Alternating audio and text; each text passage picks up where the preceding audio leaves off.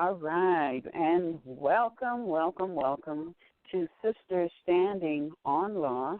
This is your host, Anna Eda L., along with my co-host, Roz Mariah Bay. Islam, peace and love to all. Islam. How are you today? How are you today? I am feeling a little better. Well, a little better. You sound like you're doing a lot of better. So yeah, a little better. You know, it's just there's so many as a just an aware being. There's just so much going on, and then once you start learning, paying attention, you become aware of so many things that's going on, and I think initially, at least for me, what happens is it's out there until you bring it inside and you start reflecting for yourself, and then you start realizing that these things that initially you thought was outside of yourself is really your life.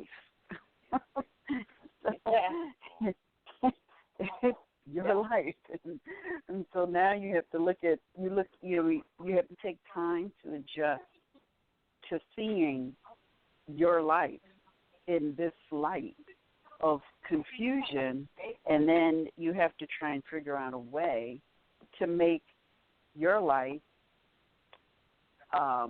better, and to a degree, and that's like a challenge because you have to first recognize that this is your life, and then you have to look at you have to take into consideration that wow, I don't know anything, so you can't even take steps to improve your life until you sit down and get into the book and start analyzing everything, which is going to take time. I got into this information in 2008, and to some people it might look like, wow, she's made great progress, but to me, I don't feel like I have made any progress because it's just so much. Just so much. I've learned a lot. But in terms of making change to my life, to be honest with you, the greatest change that I've made is to myself, to me, to my attitude, to the way I look at myself and the world around me. That's the greatest change that I have made. And the one greatest thing that I have learned is that change is constant, but the greatest change and the one change that you're going to experience is change yourself. That's it. Yes. Everybody is looking at themselves. I want a house, I want a car, I want new clothes, I want a bling bling, I want this, I want that. It had nothing. None of that matters. None of that matters. What's going to make the greatest difference in your life is the change you make to yourself, for you. And that right there is a challenge again because I've been reading the Quran for about 2 weeks now because I just feel like, okay, I need to get more into the Quran because my life feels out of control. And so, there's reasons that it feels that way because I got a lot of stuff going on. But it feels out of control. So, I've been reading the Quran 1 or 2 or 3 chapters a day. And, I'm realizing, okay, maybe I'm moving into a new plateau in my life because a lot of these material things, they don't mean anything. They're beginning, they don't mean anything to me. That's not my goal. That's not what I'm looking for. The one thing that I want, and I can definitely identify this for me, the one thing that I have always wanted in my life is peace. That's it. I don't care about anything else. I just want peace. And I think if we look at ourselves honestly, which is going to take some work, like I said, I've been studying this information since 2008. And one of the things that I found for myself, and I think it's probably the same for a lot of people, is a lot of the things that we want and a lot of the expectations that we have it because that's the mental conditioning. That is what modern Europeans want. That's not necessarily what we want. There's just there's so much mental conditioning going on in our brains that is working against us that we are so totally unaware of. And we're just on automatic pilot a lot of times. Because we're on automatic pilot, we're so not aware of this mental conditioning that we're functioning under.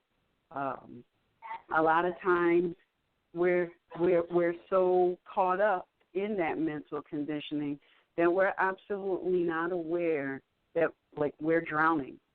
We individually are drowning because we're so busy running with this mental conditioning that we don't realize it. And I think once we realize that, we will see and have more empathy for our brothers and sisters around us who are also drowning in a lot of different ways. But the only person that you can help is yourself. The only thing you can give to your fellow brothers and sisters is love. That love, energy, will help them in terms of support. It will help them to be able to overcome whatever mental challenges they are currently going through. But that's all you can do. That's it. Nothing else. And it's because of this that we so need the mothers to wake up. Because as a mother myself, trying to just continue, because, see, we're not really giving information to people, really. This is really, one of the things that I have found for me is that when I talk, it helps me to solidify things in my head. And quite frequently, while I am talking, it's like I have these epiphanies even as I am saying what I am saying. It brings clarity for me even as I am speaking. And so we need more mothers to, if nothing else, just get into the space where they are holding the energy, because that's all we can do. That's all we can do. Once you get into this information and you're studying and studying and studying, you're changing your energy. And when your energy changes, it leans more to a positive. If you're studying, your energy is going to lean more to a positive place. And when you're in that positive place, the more you lean to that positive place, the more you're going to be holding down positive energy that is going to help everybody else, whether you're near them or not, whether you talk to them or not. It is the ripple effect. And this is why I believe Prophet Noble Jew Ali strongly advised us to study, because if we can look at each of us as a pebble, the more we study, the greater that pebble will get. Then you take that pebble and you throw it in an ocean of water. The ripple effects are going to be far and wide. That's the power of study, and that's, I believe, why the Prophet strongly suggested that we study. So, with that in mind, what I would like to do is to have, we're going to start off with a very great event. I don't even know how I found this. I think I got I got a text from somebody. They said to listen to something. You know, when you're on YouTube, they say, listen to this, and you see something over to the right, and, oh, what is this? And then that led me to something else, and that led me to something else. And that something else led me to this audio of a woman who just has some profound message for us.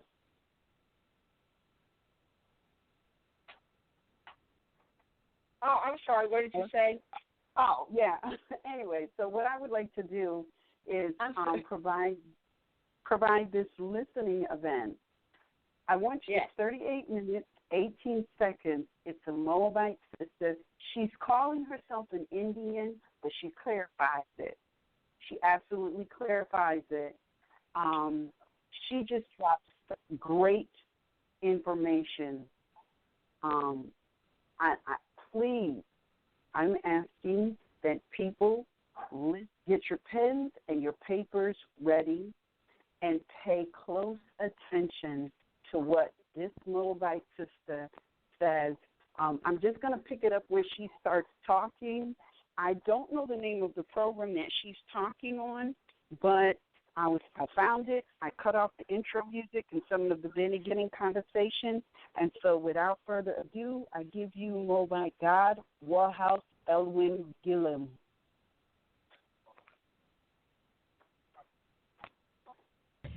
To get to that point, I need to step back a point. The hardest part I've seen in my fight, and I'm the chief of the tribe, is when you come up against people of color as well as European descent, and you say Indians, they're looking for the Bill Cody Long Range of Tonto style thing.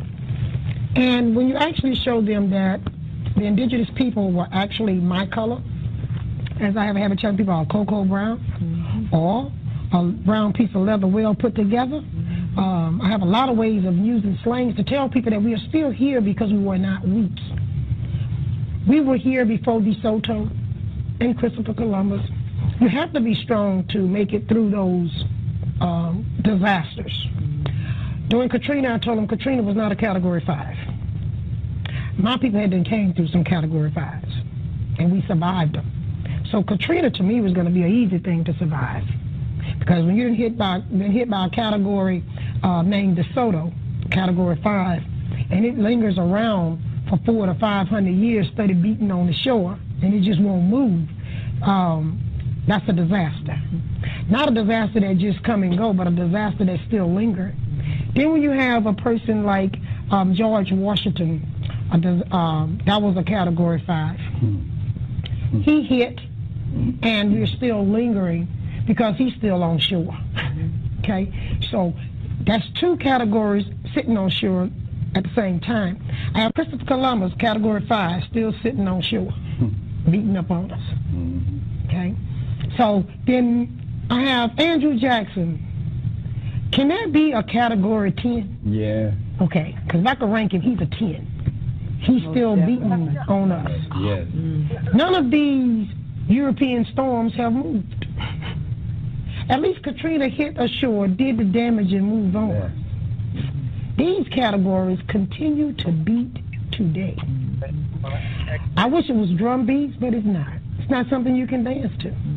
It's something that you have to duck and dodge and constantly try to stay out of the way of the debris that it blows.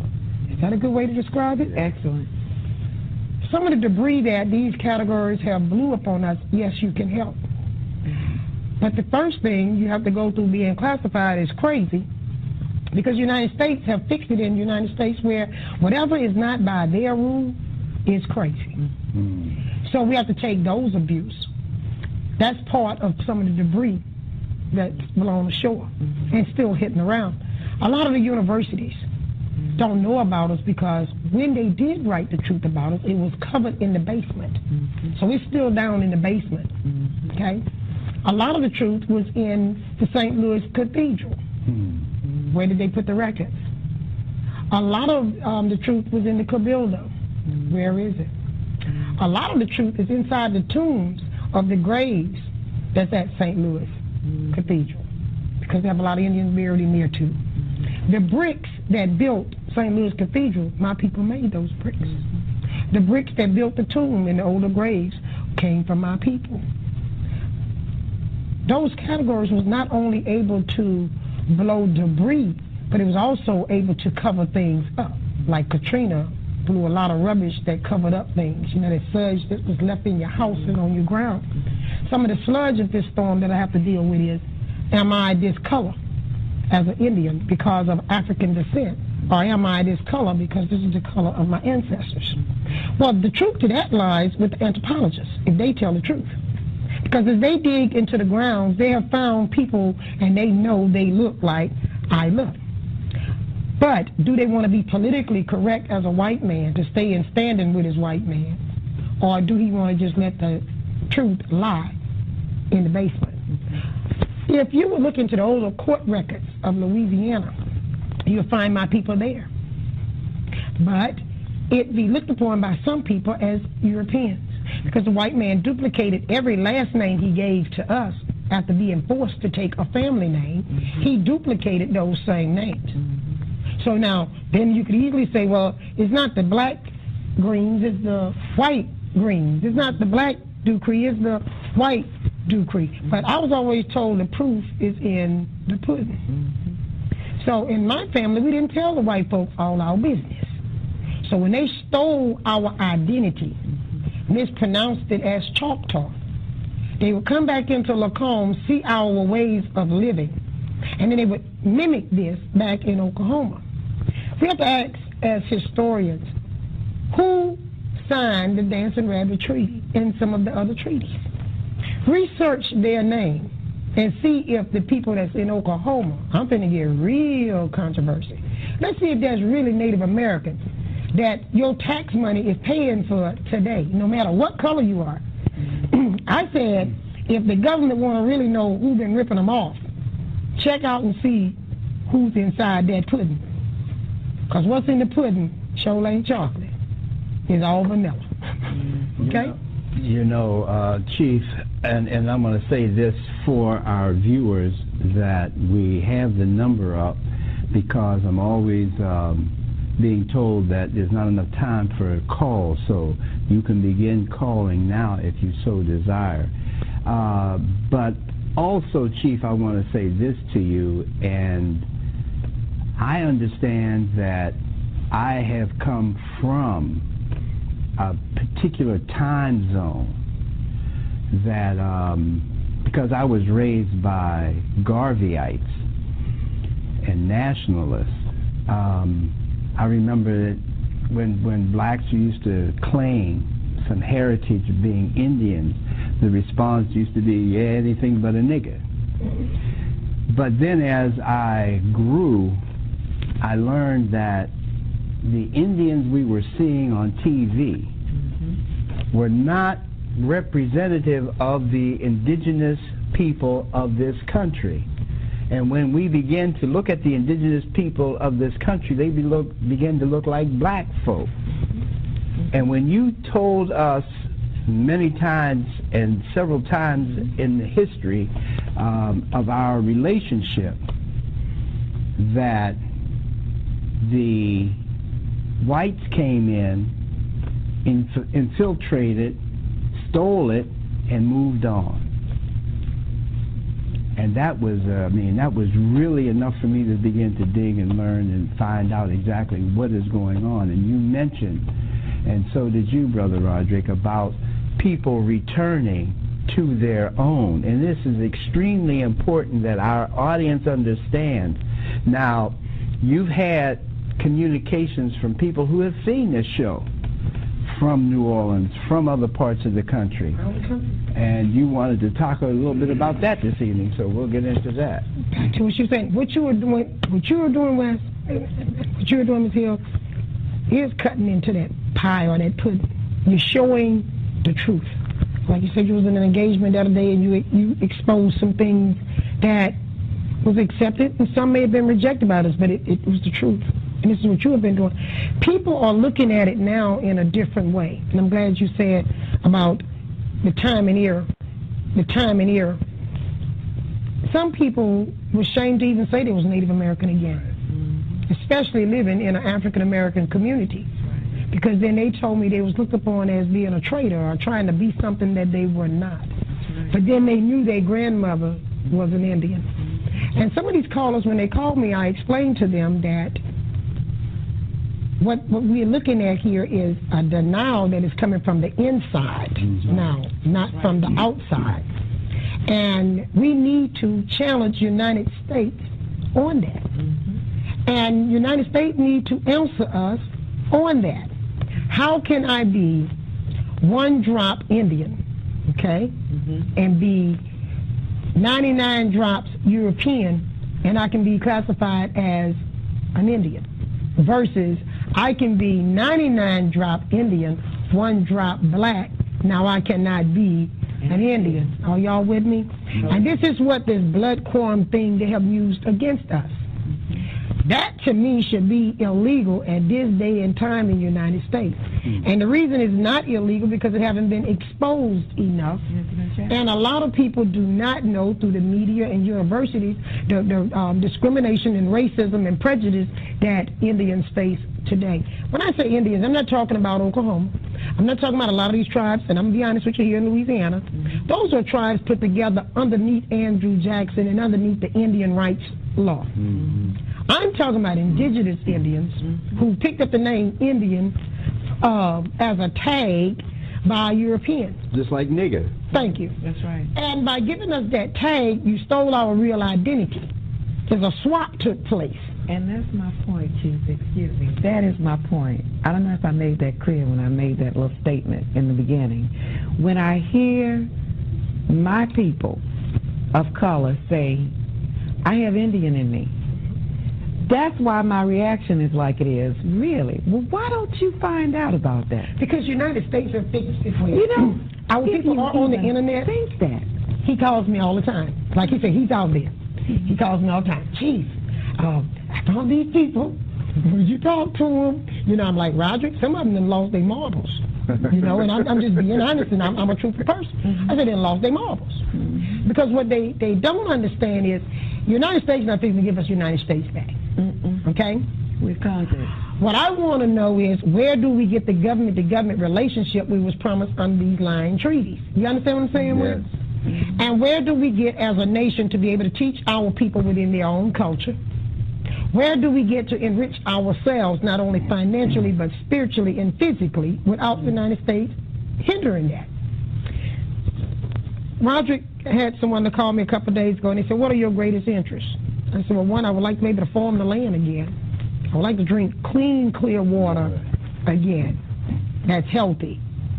He said, I would like to be able to ride through my town, or my people ride through their town, and not tell me that they got to look over their shoulder because they saw a white police car. And I ain't talking about the car being white, and got the white police in it. In it, yeah. I said, and another thing I'm fighting for is that we as a nation have a place of governing that is represented and recognized by the United States government. They say, well, that's federal recognition. I say, no, that's not. That is a God-given right.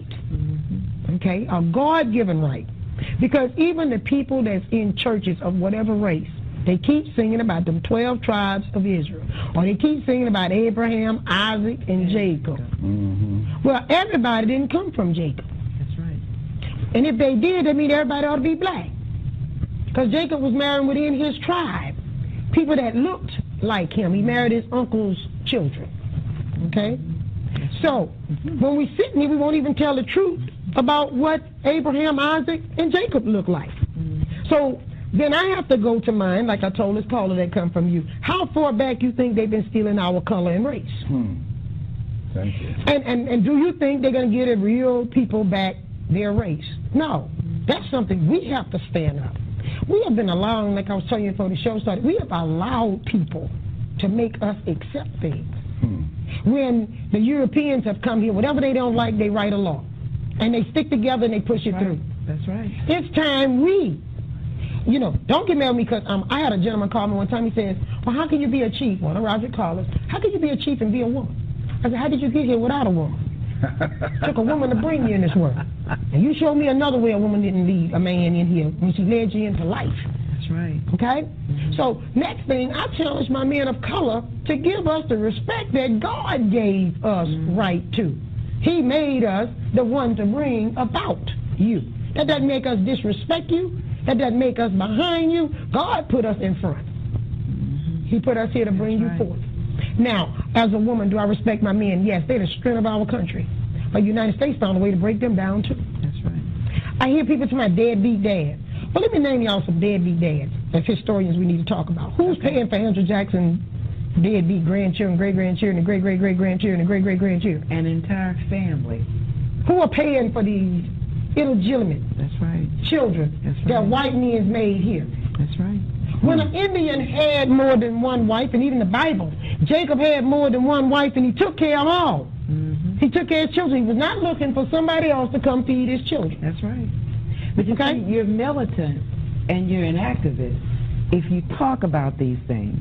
But this is tribal. That's the way they look at it. Let's be tribal truthful. So let me interrupt for just a second, if you don't mind, because I want to let our audience get in on this if we can.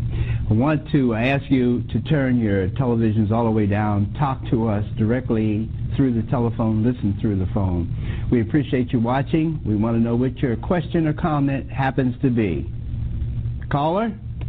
Yes, Brother West? Yes. Yeah, this is Brother Warren here. Hey, it's good to hear from you. That I don't want to be rude or disrespectful, but I kind of come from the position you grew up in because the Garvey era.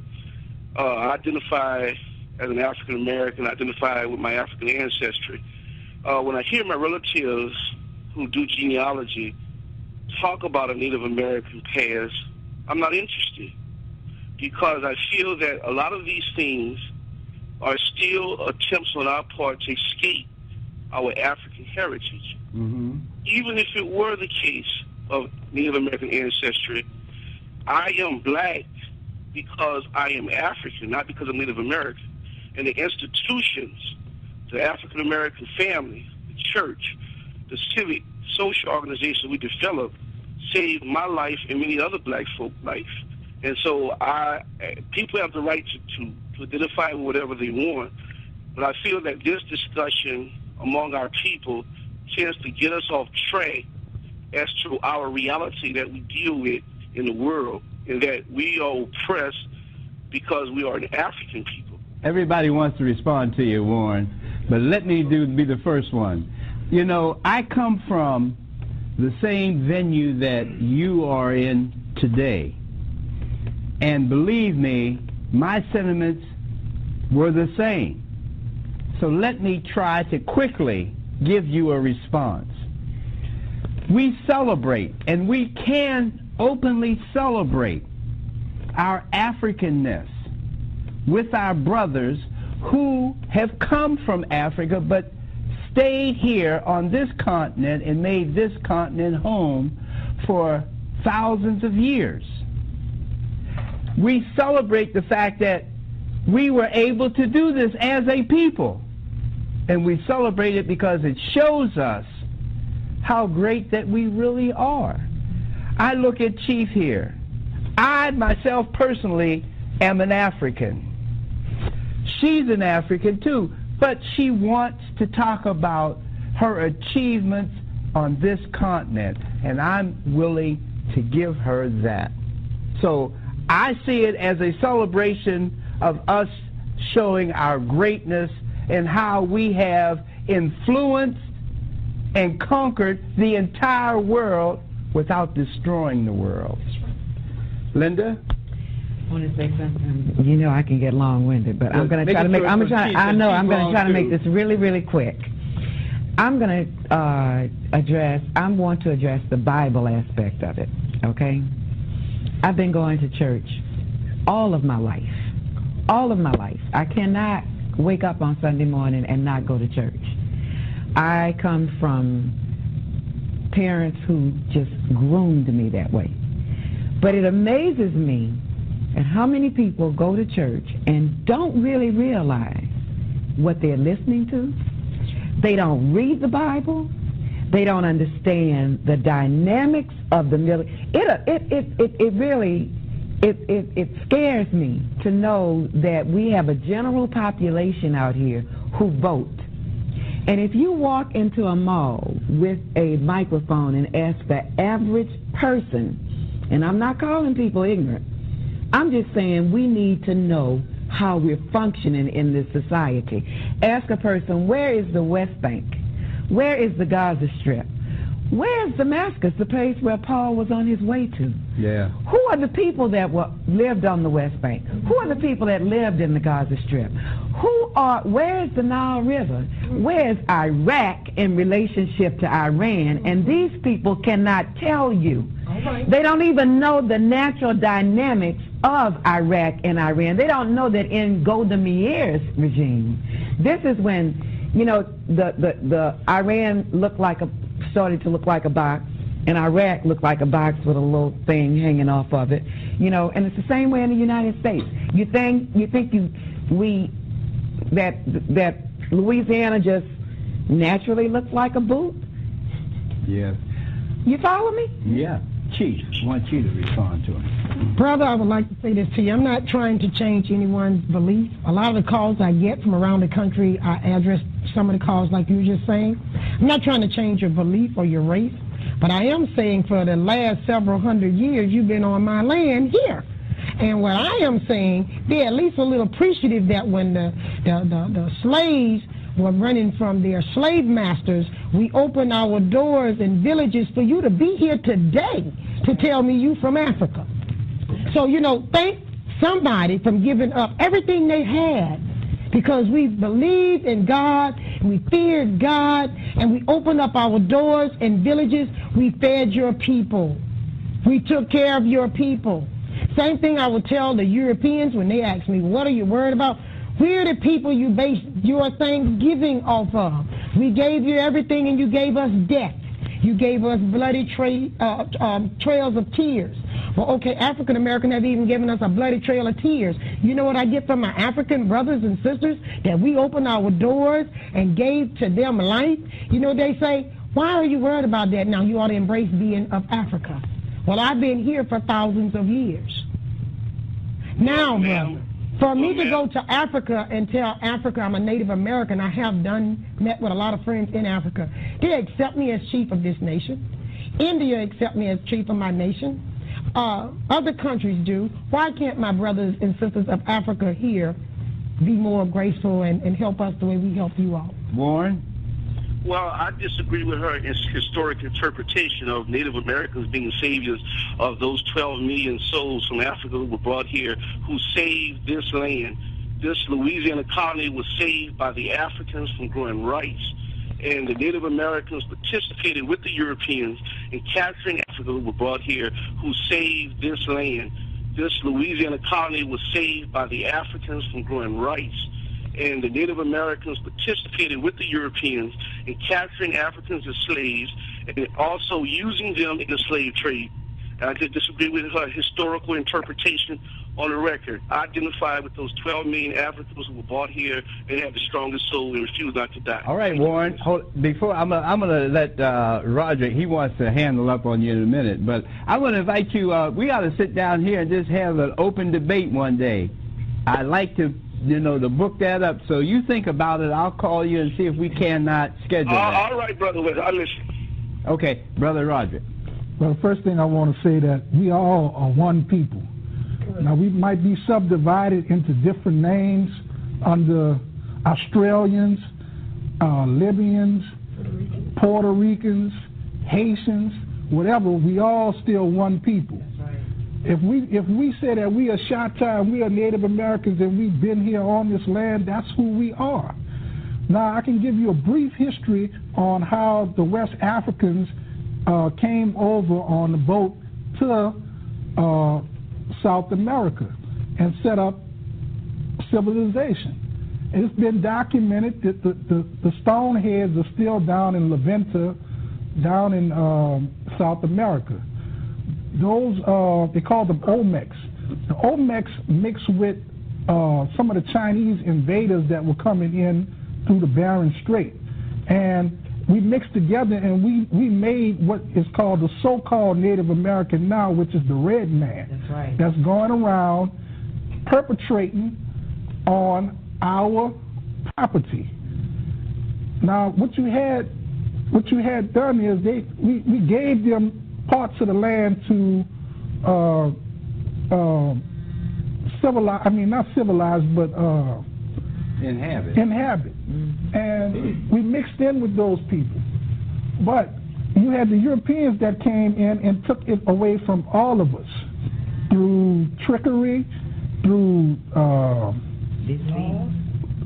different laws that that we could not live up to on their monetary system, through the forms of unjust taxes. So what you're doing is you're actually giving us the history of integration, and how integration has always been detrimental to the black man, be he called indigenous to this continent or any continent. But before we go, we want to hit one thing quick before we go ahead. Let's look at the census that's coming out. First, my people were under Indian. Then someone come along and say, well, we're going to take them, we're going to move them again. We're going to make them mulatto.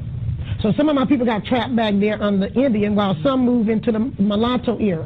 Then when the white man seen that wasn't going to eliminate enough of us, then he moved us from mulatto. Then he moved us to colored. I can show you how I got where I'm at. So then my people, some of them got left into the colored zone. Then they moved my people again into Negro, black, and African American. All I'm asking, my blood kin, I'm not asking you to change who you are. I'm looking for a Pacific people that's lost here in New Orleans that have the same blood lineage that the two of us have, that got lost through the census. Like this time, last census, we were Native American. This census, we are going to be American Indian. You with what I'm saying? In each era, we lose people. Why don't you just say Indian? Why do you want to be American Indian? They done changed us again. Now they have us American. We want to be indigenous, period. We've got another call. We've got another call I want to get to. I want to ask the caller to turn your TV all the way down, talk with us directly through the telephone. We appreciate you watching our story. What is your question or comment? Praise the Lord. All glory to God. Praise Yahweh Elohim. In the name of Yahshua, a.k.a. Jesus Christ. But look, this is basically what I want to say. I'm not going to keep you long. Okay. I'm the disabled vet that called a couple of times. Now, I believe, and this is not really through history reading or anything like that, is in my spirit. I feel that we are the original people of the universe. Yes, sir. Thank you, my brother. God used us. If you just look at our hair, you dig? I hear that. And I understand where you're coming from, and we all tend to agree with you, my brother. We are the original people, and we appreciate you watching. We want to move on. We've got another call. We want to try to get them in. Caller, talk to us directly over the phone. We appreciate you watching. What is your question or comment? My brother, hello, Brother West. Hey, how you doing? This is Louis Harding. Yes, sir. But I'm saying that's why it's been said that there never was such word as segregation, and there never will be no integration. But we are headed for what is known as amalgamation, where everything goes back to its original color, its original beings. And this is where we at. We have been misled, but what the sister and brother are saying, Africans came here long years ago. Yes. Long years ago. They came here and was hooked up with Indian tribes long years ago. And this is what I see and understand. See, my mother, she was a African, she was sort of Indian.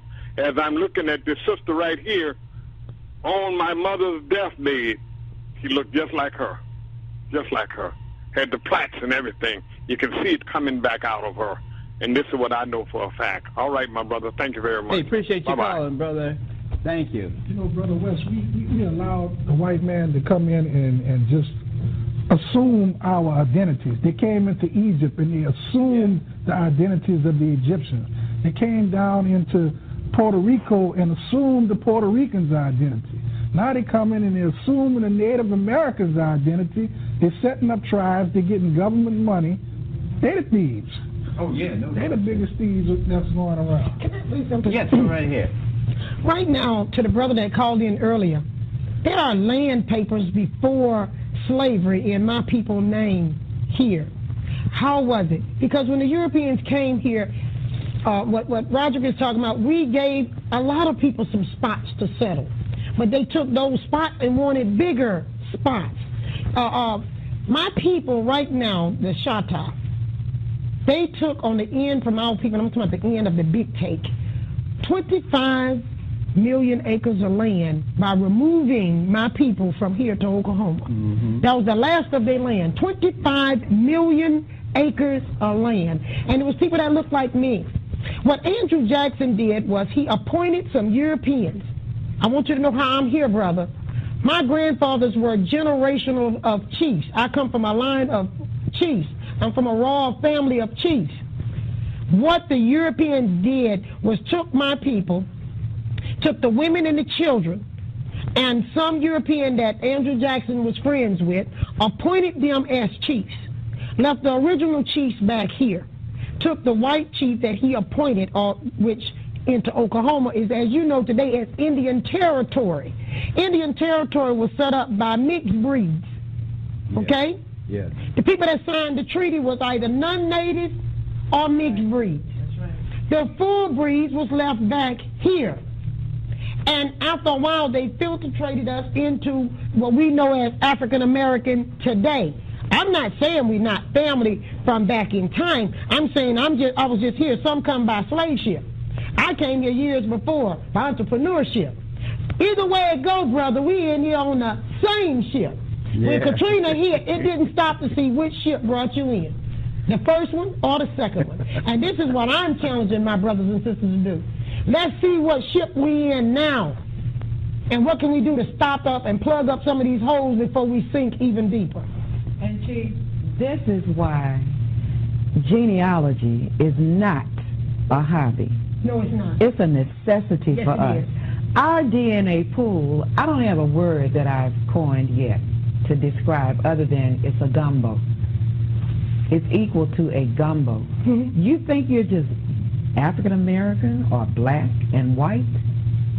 You would be surprised at what's in your blood, and you need to research that. Well, the brother that's saying he's from Africa, he better be just moved in here from Africa, because he hung around Louisiana at any given time. He don't know what he is. They look at us as a diluted race. I tell my people a lot of time back in the village, most people are more closer to being a mutt without a pedigree than ones with a pedigree. That's right. If you don't know where you come from in your genealogy, you're just a mutt. That's right. Now, you can get mad with me, brother, but I want you to move from being a mutt to having a pedigree. I'm saying you come from somewhere, from somebody. Let's lay that out. Yeah. So that they can stop making us feel like we just a gumbo. That's right. Who are your ancestors and which way did they come here? That's right. Because otherwise, you just saying you're from Africa, nobody's paying you any attention either. You just as bad off or worse. Because at least I have some land papers saying I was here. Now I want you to show me your land papers that you were in Africa. We've got another caller we want to go to. Caller, ask you to turn your TV all the way down, talk to us directly through the telephone. Appreciate you watching. What is your question or comment? Okay, can you hear me? Yes, go ahead. Okay, good. I want to ask the young lady West a question. Yes, Chief. two. Which one? The chief. Okay. Yeah. Sister Gillum? Mm-hmm. Yes. Yeah. You were talking about a minute ago I believe you said it, someone said about the Trail of Tears. Mm-hmm. As you know, that was all designed and architected by President Andrew Johnson. Andrew Jackson, yes. Andrew Jackson, sorry. Yes. And what I was interested in was this. My understanding is the fort that they just finished restoring. It's called Fort Pike. Fort Pike. Fort Pike, yes, ma'am. It's right over there, by the lake. My understanding is, in the process of that forced march to Oklahoma, some of the native people were temporarily, to use a better word, housed there before going on. I'm saying they housed there for a while. I don't know how long they were. I was wondering two things. if you were aware or knowledgeable of how long did they keep them there, and did you have any of your own ancestors housed or temporarily stored at that Fort Pike? Can I tell you, I'm so glad you called in. It must be by God's will. Fort Pike belonged to us before the Europeans ever came here. That was one of our forts, and it wasn't for a fort for battle against Europeans. That was built as a safety zone against with the water. So our people built mounds. Fort Pike was originally a mound and a storage place, okay? There were salt mines down there, and my people built that as what you would call a modern-day refrigerator or deep freezer. Fort Pike, from my ancestors, was told to me, this was built where they went down and put meat, buffalo meat, and salted the meat, and that's where they stored it at. A lot of historians don't know that, so I'm giving them a clue to what Fort Pike was. That was a freezer, in other words, where they had their meat. In being in battle and dealing with Spain and France and them taking over the fort, it became a battle fort instead of what it was originally built for. And through that era, also that fort was used to keep other tribes from stealing your food supply, okay?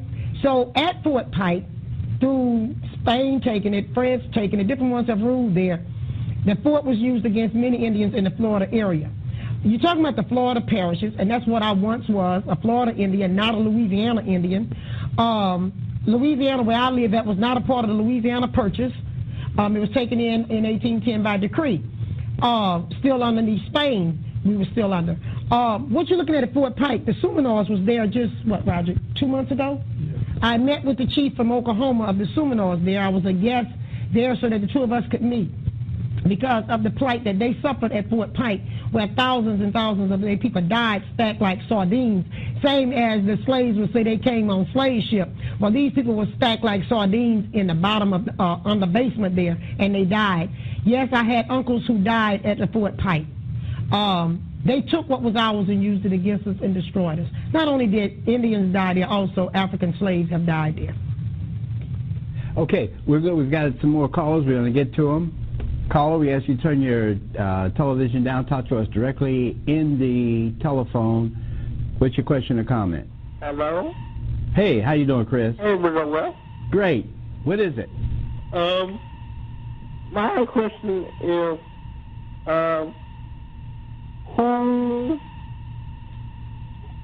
who was here first, the Indian or the slave?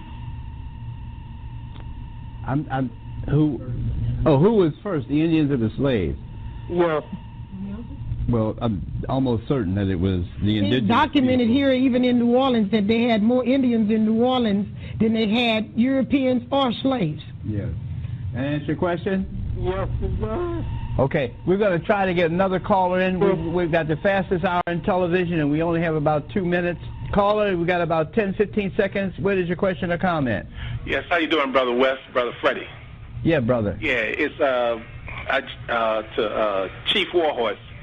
Isn't it true that every major site, military base or government building, was built on a site that was first occupied by the indigenous people? That's correct. Yeah. And while you're on that, I'm going to say this real fast. Right now, Fort Pike is the first and only one have stepped back for our nation and say, look, we're trying to fix back some of the stuff the older ancestors messed up. There are a lot of places. Even if you go up into Fort Smith in Arkansas, that was used against us. That's another story that can get very deep. We're going to save that one, but I'm glad you're touching on the military part in it. Appreciate it, my brother. We've got the fastest hour in television, and boy, it comes and goes, especially when we have such a packed house here. Linda, we got about 30 seconds for you to close out. I always like to bring it home when I talk to you, Chief, because it's so much that I've been given, just an opportunity. It's past the word opportunity to just collaborate with you. In 8th grade, I had a history teacher, a Louisiana history teacher, that posed a question at the beginning of our 8th grade year. And he said, do you really believe Columbus discovered America? And this was back in 1968. And it opened my world. You are proof to me, after seeing your documentation, hearing you, talking to you, you are proof. You're living proof of it.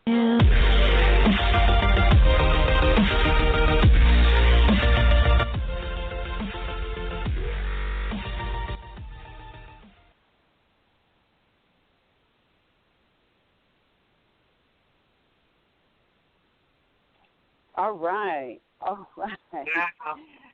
Wow. That was a chunk of information. Now, for people who may have come in after we started the recording, that was a conversation with Moabite God Warhouse Elwyn Gillum. She refers to herself, as a Moabite, as Chief God, that's G-A-D, Warhouse Elwyn Gillum. Notice she didn't say Chief this, because there's no such thing as a chiefess. There's only a chief. There's no such thing as a Moabite test. There's only the Moabite. So neither is there a chiefess. There's just a sheep. All right. So, but you know, the information that she dropped, if you really, really, really pay attention, she was dropping it. She was also clarifying some of the words that she was using, which gave you why she was using them. In 38 minutes, 18 seconds, Sister dropped a lot of historical information that ought to inspire somebody to do some more research, especially regarding the forts. And what's interesting about these forts that she's talking about is when we went to the Statue of Liberty, they had a plaque outside, and on that plaque it referenced that there were 11 forts established to protect the modern European fort. And the base, I believe, or the area, or actually the island that the Statue of Liberty sits on today was one of those 11 forts.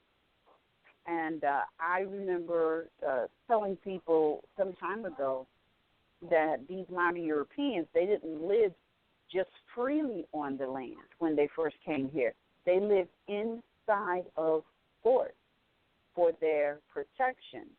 And that's why if you read in the Constitution, I believe it's the second article, Section 8, or don't quote me, but in there it talks about as of 1880 or 1881, they could no longer charge the people, I think it was like 10 notes, for coming into a fort would be a form of arresting their right to travel. Because if you didn't have the 10 notes, you didn't dare leave whatever fort you were at, regardless of the condition. So that was referenced in the Constitution. I believe it's Article 2 of the American Constitution. But back to this conversation.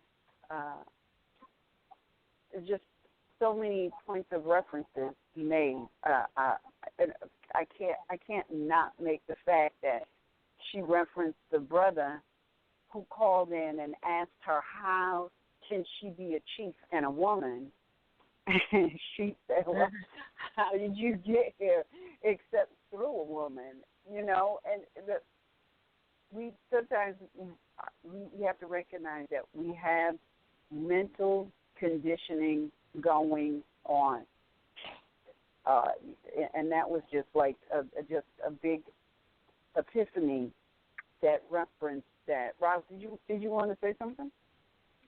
Oh yeah, I was listening, and of course I took a couple of notes. One is where she had said, "Well, look, we aren't. They gave us the name of being Indians. I want people to really pay close attention to that." So the reference is Indians, and the records show Indians that she's talking about. But she admitted, and she said, and not that she admitted it, she said it clearly. Look, they called us Indians. So she made that real clear. Although things, like I said, they have recorded, but they recorded all that. And the other thing that I noticed right away, because I had a while back said that, and I think from the research we all have been doing, and this particular recording here, you know, they couldn't even pronounce our appellations. Really, they couldn't, and they would bastardize them often. And one of the things she mentioned, and she said it. She said, and then they took our names and then they called us Choctaw. I was like blown away by that because that was one of the examples that I used. That comes from them trying to say, you know, a description of chocolate people, you know, as she described earlier, her dark skin or whatever like that. And so Choctaw is not really the original appellation or pronunciation of the actual families that were here. So that kind of caught my attention real quick because it just means chocolate people. So the other was, and I really, when the brother who came from Africa, I mean, she handled that so well. She says, all right then, because I know for a fact, because you and I, we just went to Ellis Island, and I am so aware that the fourth portion of their activities was enslavement. And so the brother said, well, I'm from Africa, and he said, well, we built this, and we did this, and we saved the land. No, you did happen to come over later on. Now, these modern Europeans, they already came here, and they encountered the native people. But the African enslavement came later down the line, so you didn't save anyone's land. The reason they went and enslaved those from the African coast was to do the labor and the work that he's talking about. He and his family and many others talk about that we built this and we built that. Yeah, that was under enslavement, and you didn't build it. You didn't save the land because the land was already here. And the sister said, look, we got land records showing that we've been here. We've been here, and it was more of us than there was of the colonists and of the Africans who came on the slave ship. So, like, you know, what are you talking about? You didn't build anything. This was already built. It was already done. In fact, she said the fort was already built when they got here as well. So, and they used it for storage. Originally, the reason for it being built. So when he said that, yeah, we did this, we did that, you know, he's talking about coming from that, that the slave trade that went on, that happened later after they got here, and that many of our own people, some of our own people, participated in to even allow it to happen, to allow modern Europeans to come to the coast of Africa and take people. You know, you saw the movies and the trickery and deceit that was used with that. So there was an enslavement. You know, there's slaves and then there's enslavement. Now, those who came over on those at that time during that period were a part of the enslavement. The reason was to, in fact, come and build this and thus and the other and do slave work for them. So we need to put things in perspective and not, you know, stop there. But she made it real clear that, well, look, bro, I'm not trying to tell you not to be who you say you are, but if you did come over or your family did come over there, you need to just simply recognize that you were coming over to the land that actually belonged to those people who look just like you anyway. So she kind of capped that up with, look, they done put us on all types of categories: coloreds, Negroes, black, African Americans, all this. That's why we tell people don't even answer the census, because none of those censuses, first of all, they're issued from Department of Transportation, number one, the last one that I saw, and none of them indicate who you are. They're only trying to see what we would be willing to agree to call ourselves this year, you know. So she said what we need to look at is that we're all really from the same ship.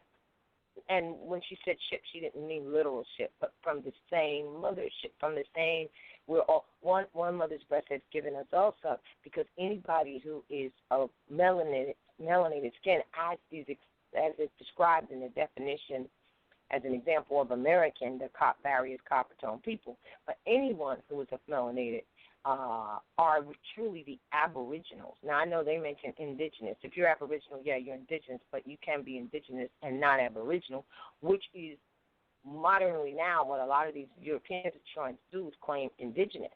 But you have to recognize that you have to claim Aboriginal, which automatically encompasses Indigenous. Indigenous, however, doesn't automatically encompass Aboriginal. So what she's saying is we're all, one. And I know from talking to other people in other parts that they're like, well, anybody, and not just from talking to them, but doing the studies, the oldest bones they ever find, the oldest artifact, the oldest anything, is of dark melanated, heavily melanated people on all four corners of the earth. So all of this is the conquest intent. And I also did admire her answer for the conditioning, and you already mentioned it, is that when the brother, and it's such a great example, said, well, how can you be a chief? Because in his mind, a chief is always a male, and that's just part of the conditioning. And I love the way she answered it, not just, well, where did you come from, but she said, I come from a long line of chiefs. Like for him to even ask that question when he knows nothing about that culture. Now, then lastly, everything she's saying is true in that one of the other things we found out when we went to Ellis Island, because they don't hide it, is that a part of their conquest, they said, contrary to the belief that this land here, this North American land, lay waste or empty, that's not true. There was over 200 different cultures, which means 200 different families, which make up the nation, and cultures and ways that was already here. So they're talking about the Native American, not Indian.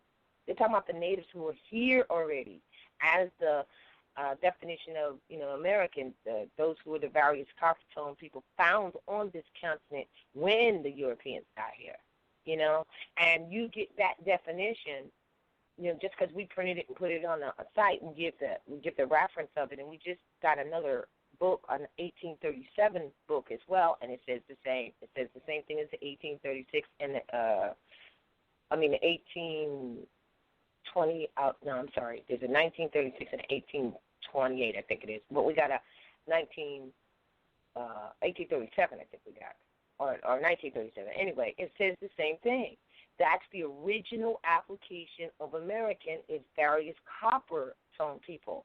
They didn't call them Indians because the true American in that description and definition is various copper tone. They are American. So she's supporting that. As well, when she talks about, she has a wealth of history, you're right, but just the one of the Trail of Tears where they displaced, they took the children, sounds familiar, right, to another portion of the land, left the adults, the true leaders of the family, the adults took the children. And what's very interesting is that they took themselves and supplanted themselves as chiefs. Remember, she said they mocked everything that they did. Yeah. So yeah. Right. Does that sound familiar? It sounds like what's happening today, really. It's exactly what's happening today. But did you also hear because she said that what they did was they duplicated everything. They studied and duplicated everything that we are and did. And then they started calling themselves the original Appalachians. And then they put the brand Negro, colored, black, African American on us. And then in the beginning where she says that even if you try to tell, Asiatic people today the truth, they have a serious mental disconnect because in watching the television, even to this day, I'm adding that, in watching the television, when they reenact things, they reenact it with modern Europeans. So when you start telling people who've been mentally conditioned that the Native American is a modern European, and then you get a true Native American that is as heavily melanated as some of us, saying that no, they're the original Native American, there's a serious disconnect. because they have no place to put that because they've been mentally conditioned to believe that a Native American is a pale complexion, straight hair being, and that's so far from the truth. And they show you that in, like, look at the movie Cleopatra. Cleopatra is not pale complexion with straight hair. She's not. She could never be. Neither is Solomon. Neither is Moses, or even Yahshua, the being they call Jesus. They could never be. Just if you look at the location that these historical events took place, they could never be. They could never be modern Europeans. But even today, like, you know, one of the biggest challenges that I have with this media garbage, and that's what I'm calling it, I don't care what it is you're watching it. I don't care if it's a movie, anything on the TV, the news, so-called news, the weather, whatever. They every time it is portrayed by modern Europeans, and they reenact it using modern Europeans. And what's crazy is they got the original people sitting right there, but they will not use the original people to reenact themselves. What is that if not, what is that? Just like, recently they had this huge uproar because they had this sister who alleged to be, she's claiming to be Puerto Rican. And they darkened her complexion and had her to play Nina Simone when you had actresses like India Arie, other, extremely well-versed, capable actresses who could have played Nina Simone and played her very well. I mean, that this is what they do because they have to do this. They have to mentally recondition the people, and they're not about to stop. And since, many of our people participate, they're going to continue that mental conditioning so that even if one of us was to go and tell our ancestors, our brothers, our sisters, our mother, our father, our aunts, our uncles, if we were to go and tell them the truth, they would not believe us because the mental conditioning is just that deep. Yeah. Go ahead. What you were saying? No, I'm agreeing with you 100%. Yes. You said something. I forgot to make a note on that. Something you said just now. It'll come back to me. I forgot to make a note on it. But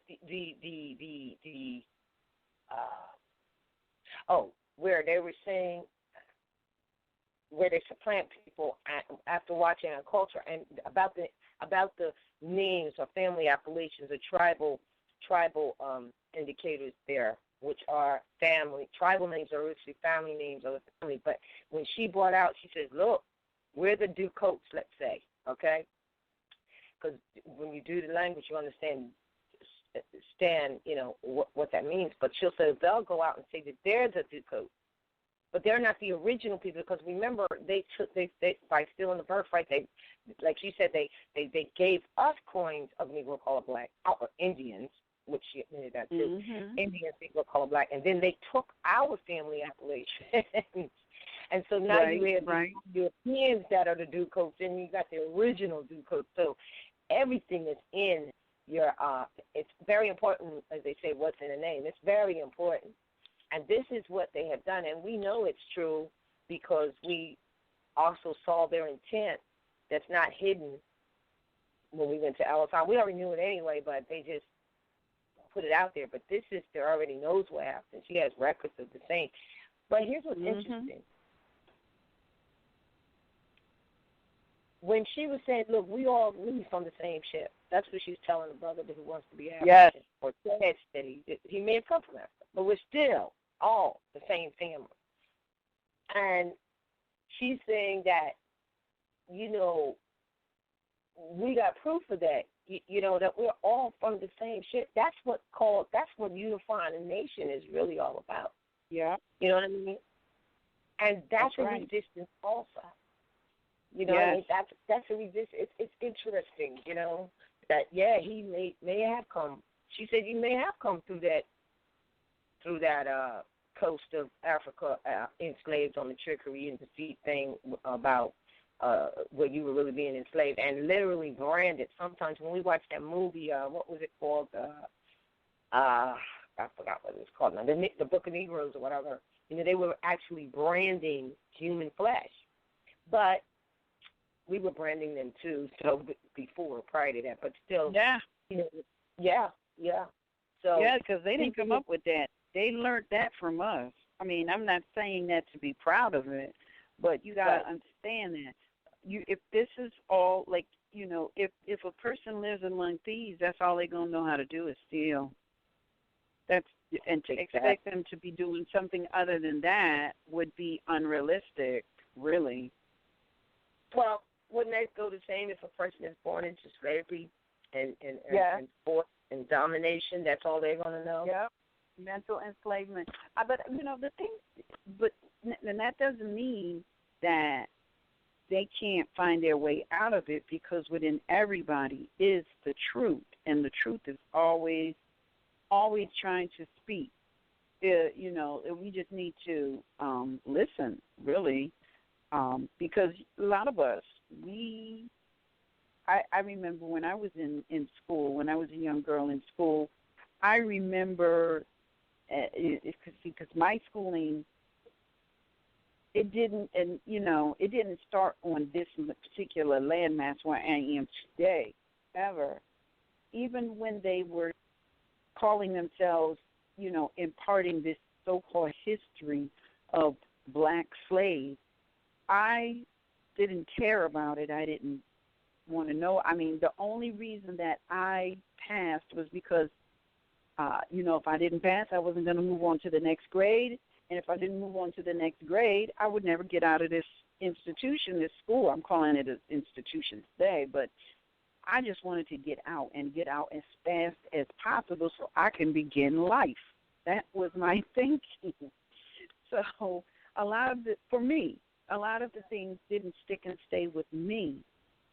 I don't know why, but it didn't. So it was easy to drop it for me, the little bit that I did pick up on.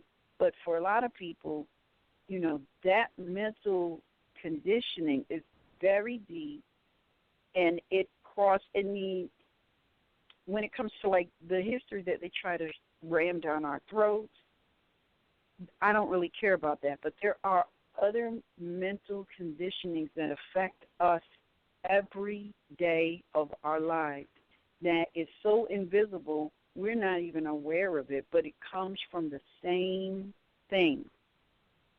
And we have to really learn to take time and pay attention to those conditioning, those mental. I'm not saying that we should not reflect on all of it, but we really need to pay attention to these mental conditionings that divide us from ourselves first, and then divide us from other people.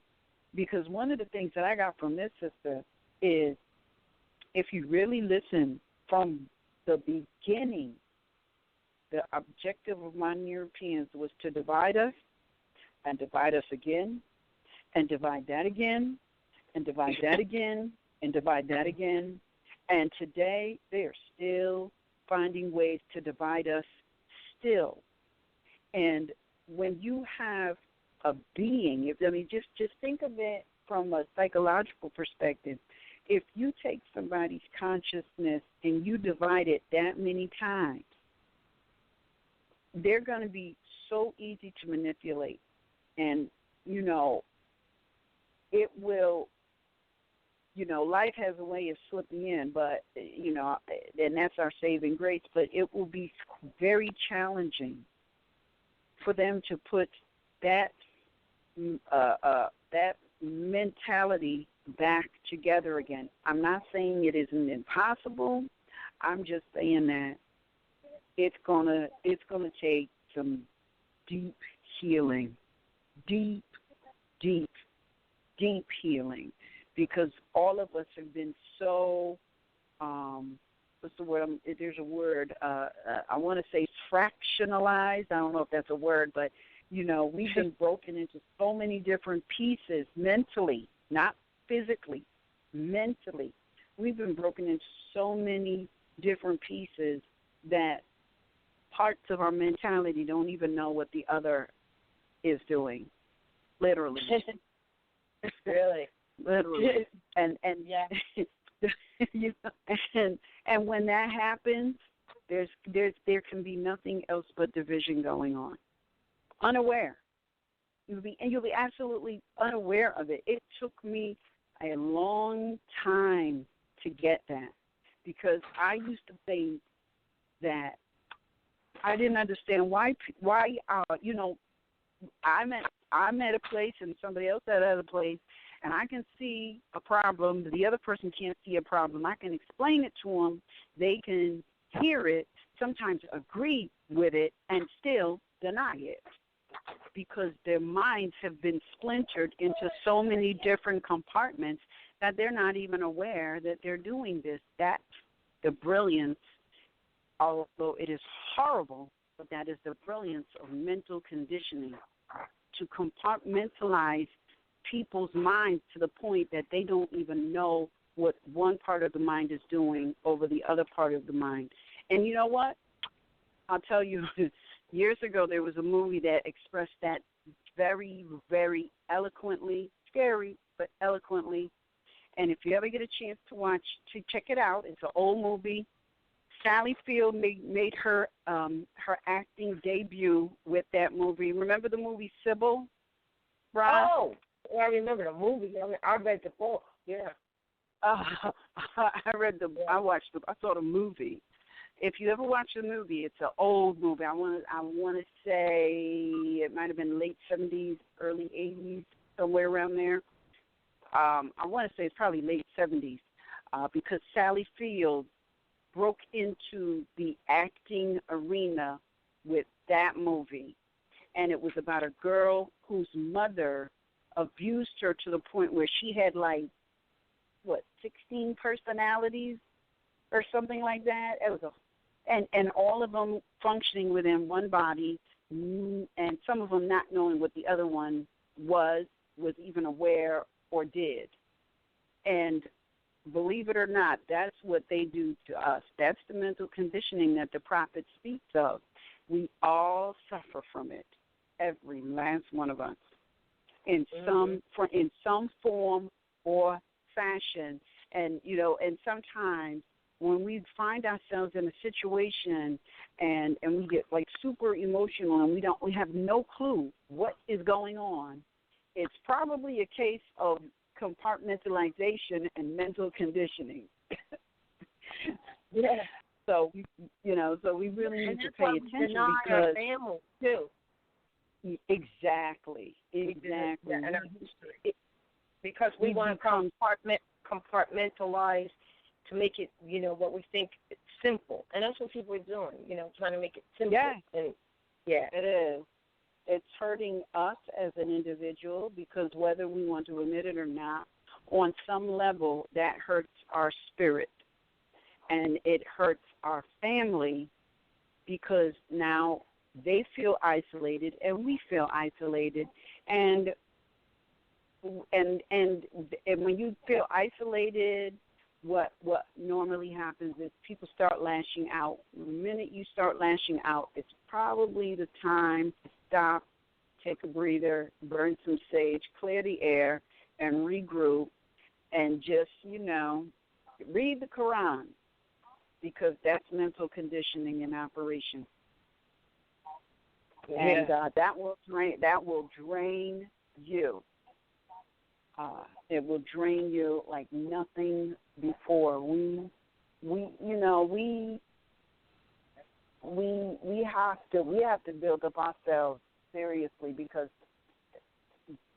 I think I've been talking about mental conditioning seriously for a couple of months now.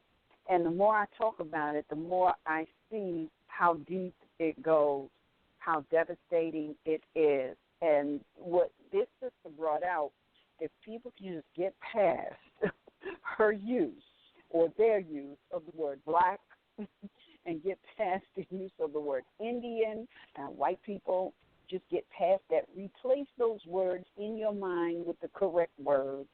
And she's actually showing the mental conditioning. Yes. You know, when she talked about Katrina being Category 5, oh, no, Katrina was not a Category 5. She's so right. I never thought of it. She said, no, George Washington and Andrew Jackson, they are Category 5. Category 5, the way she explains it was brilliant.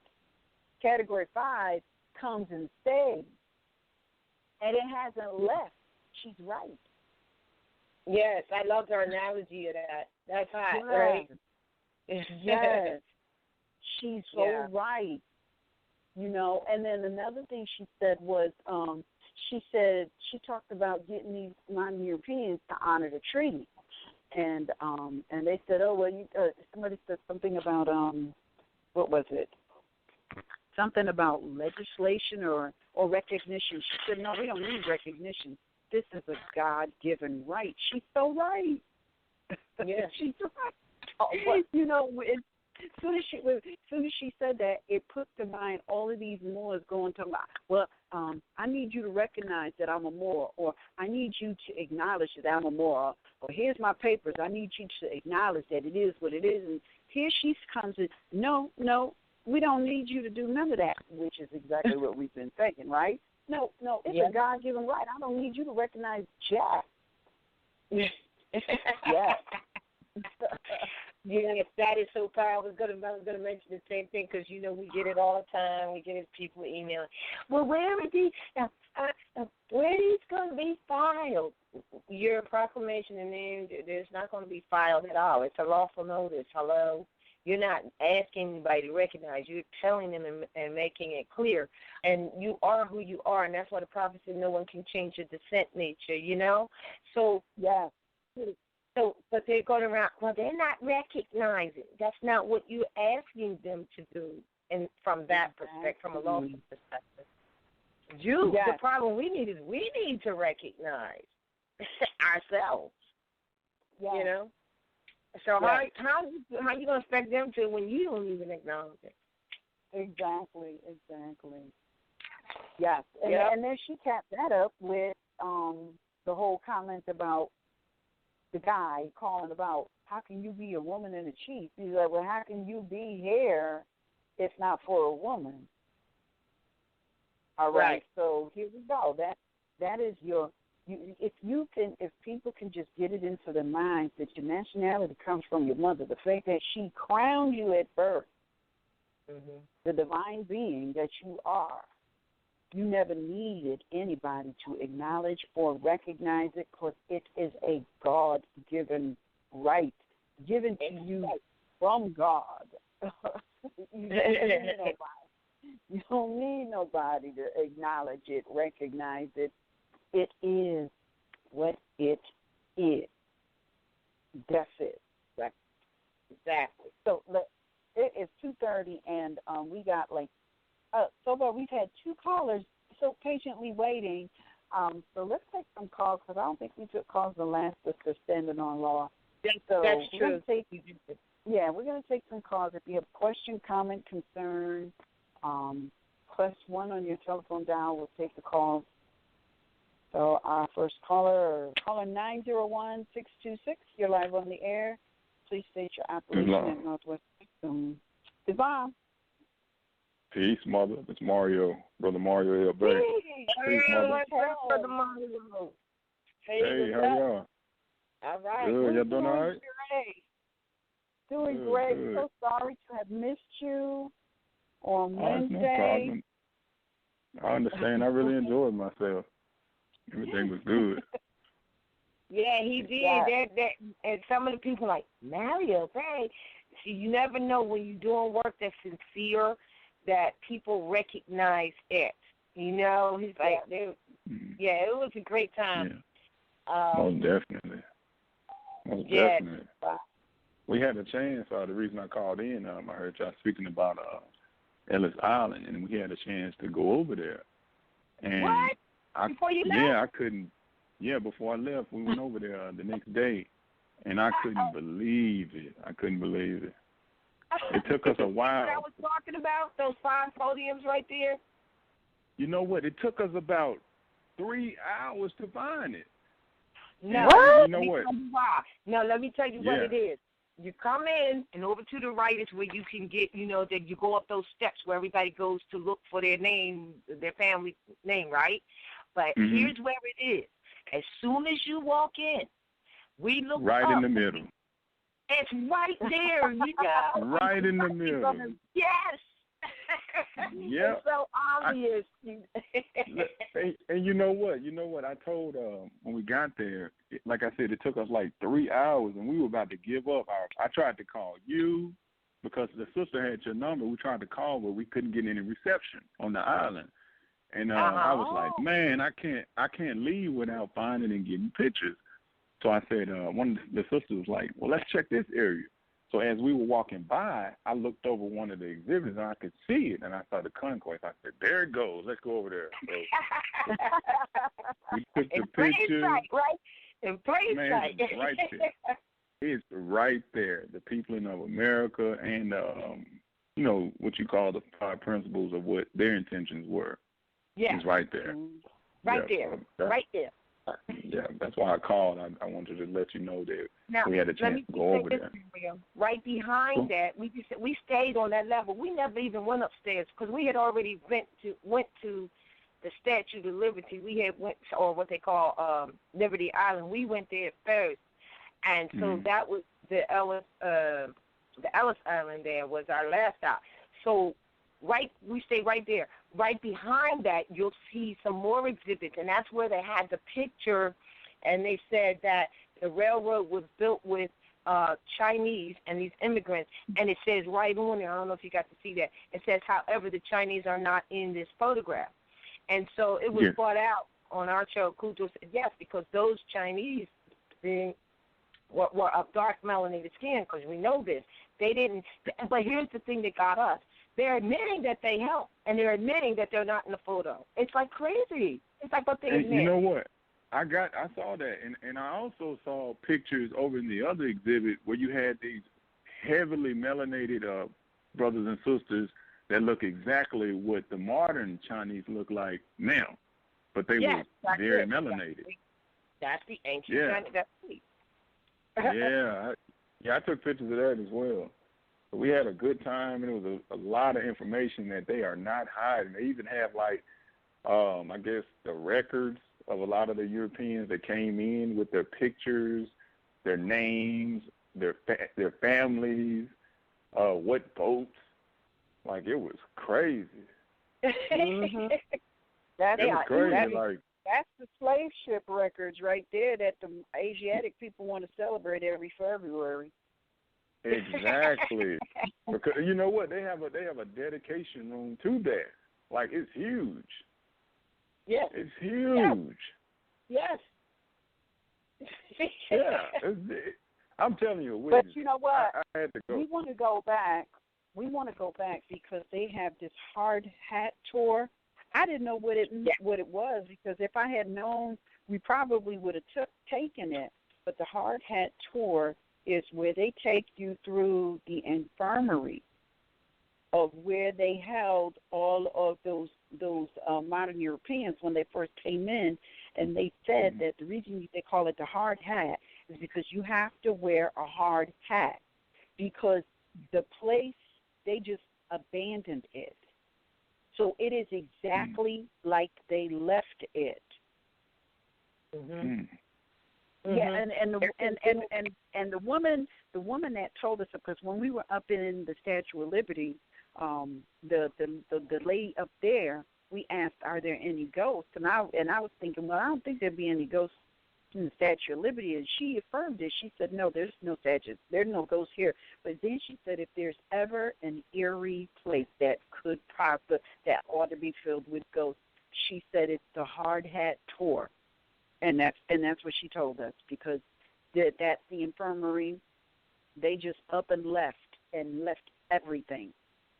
And she and so when if you think about how many people died there, yeah, it's probably haunted. Mm-hmm. Yes. Yeah. I didn't want to hold up the line. That building was, Mario, I'm trying to remember. It was either, I don't know if it was Ellis, I think it was Ellis Island. If you looked over to the left, you saw this building. You went into, maybe it was Ellis Island. It was Ellis Island? Okay, maybe you didn't recognize it. But it's over when you get off the boat, and to the right is going into the exhibits for Ellis Island, but to the left is an old brick building. Nobody really we didn't go over there, but that's no, what, you can't go over there. The only way you can go there, that's the infirmary. You have to go on what's called a hard hat tour, which, like we said, we didn't know about it. We found out about it once we talked to one of the guides.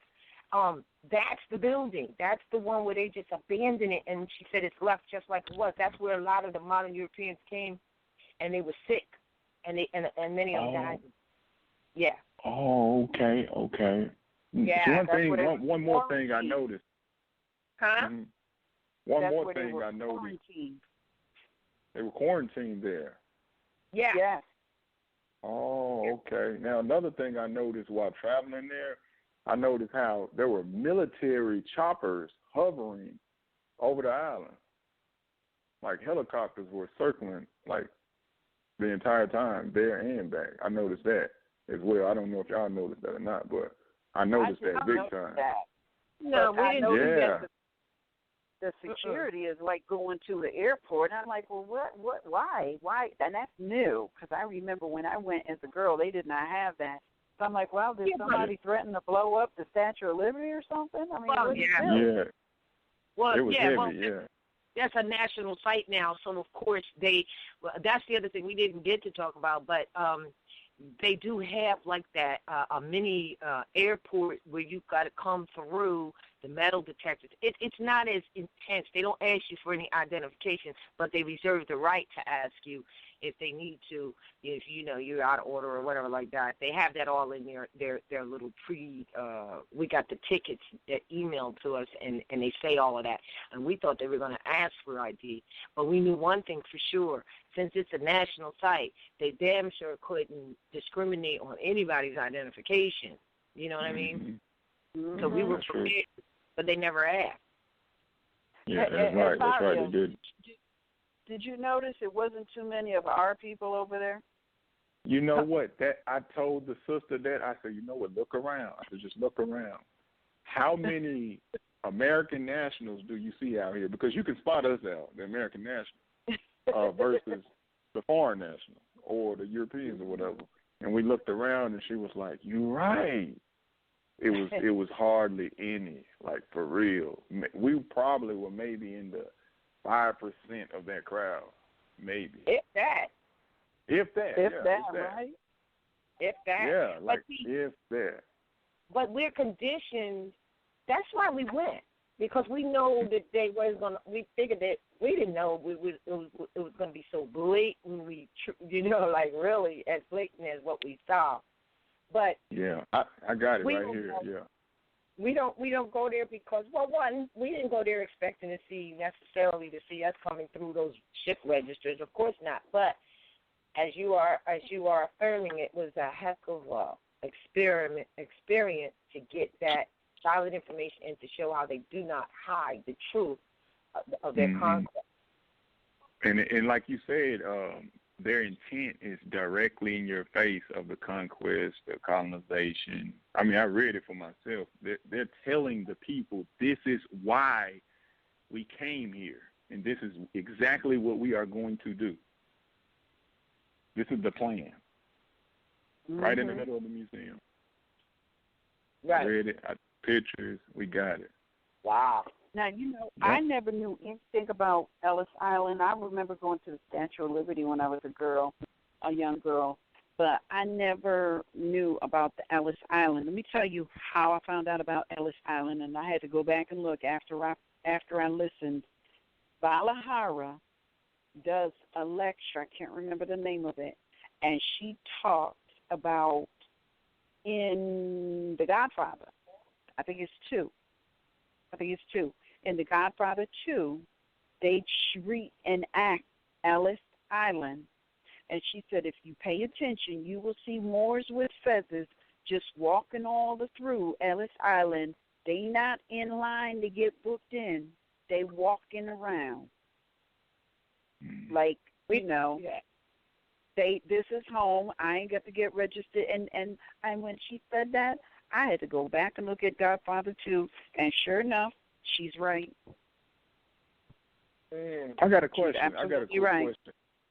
Why do any one of you know why Ellis Island? Why was that particular area sought after? For them to come through. Because that's the waterways. If you do the geographical mapping, they were coming to New York. They were coming. So that's like the main. That was like the main port. Yeah. Okay. Yes, that's not and that was the Empire State there. It still is referred to as the Empire. And if you really look, that ferry ride is interesting. All of that is all of New York, Manhattan, what they call the Five Boroughs. They're all islands. They're all access to the waterways. So when you look at the North American continent, right, and you look at where Europe is and where the travel, and they were coming here. I'm not saying that there isn't other waterways, but that was where they were checked in at. Now, I don't know if you went to the museum in the Liberty Island. There was a museum on the first floor before as you climb up to go to the statue. All right, they have this thing where the statue was dedicated.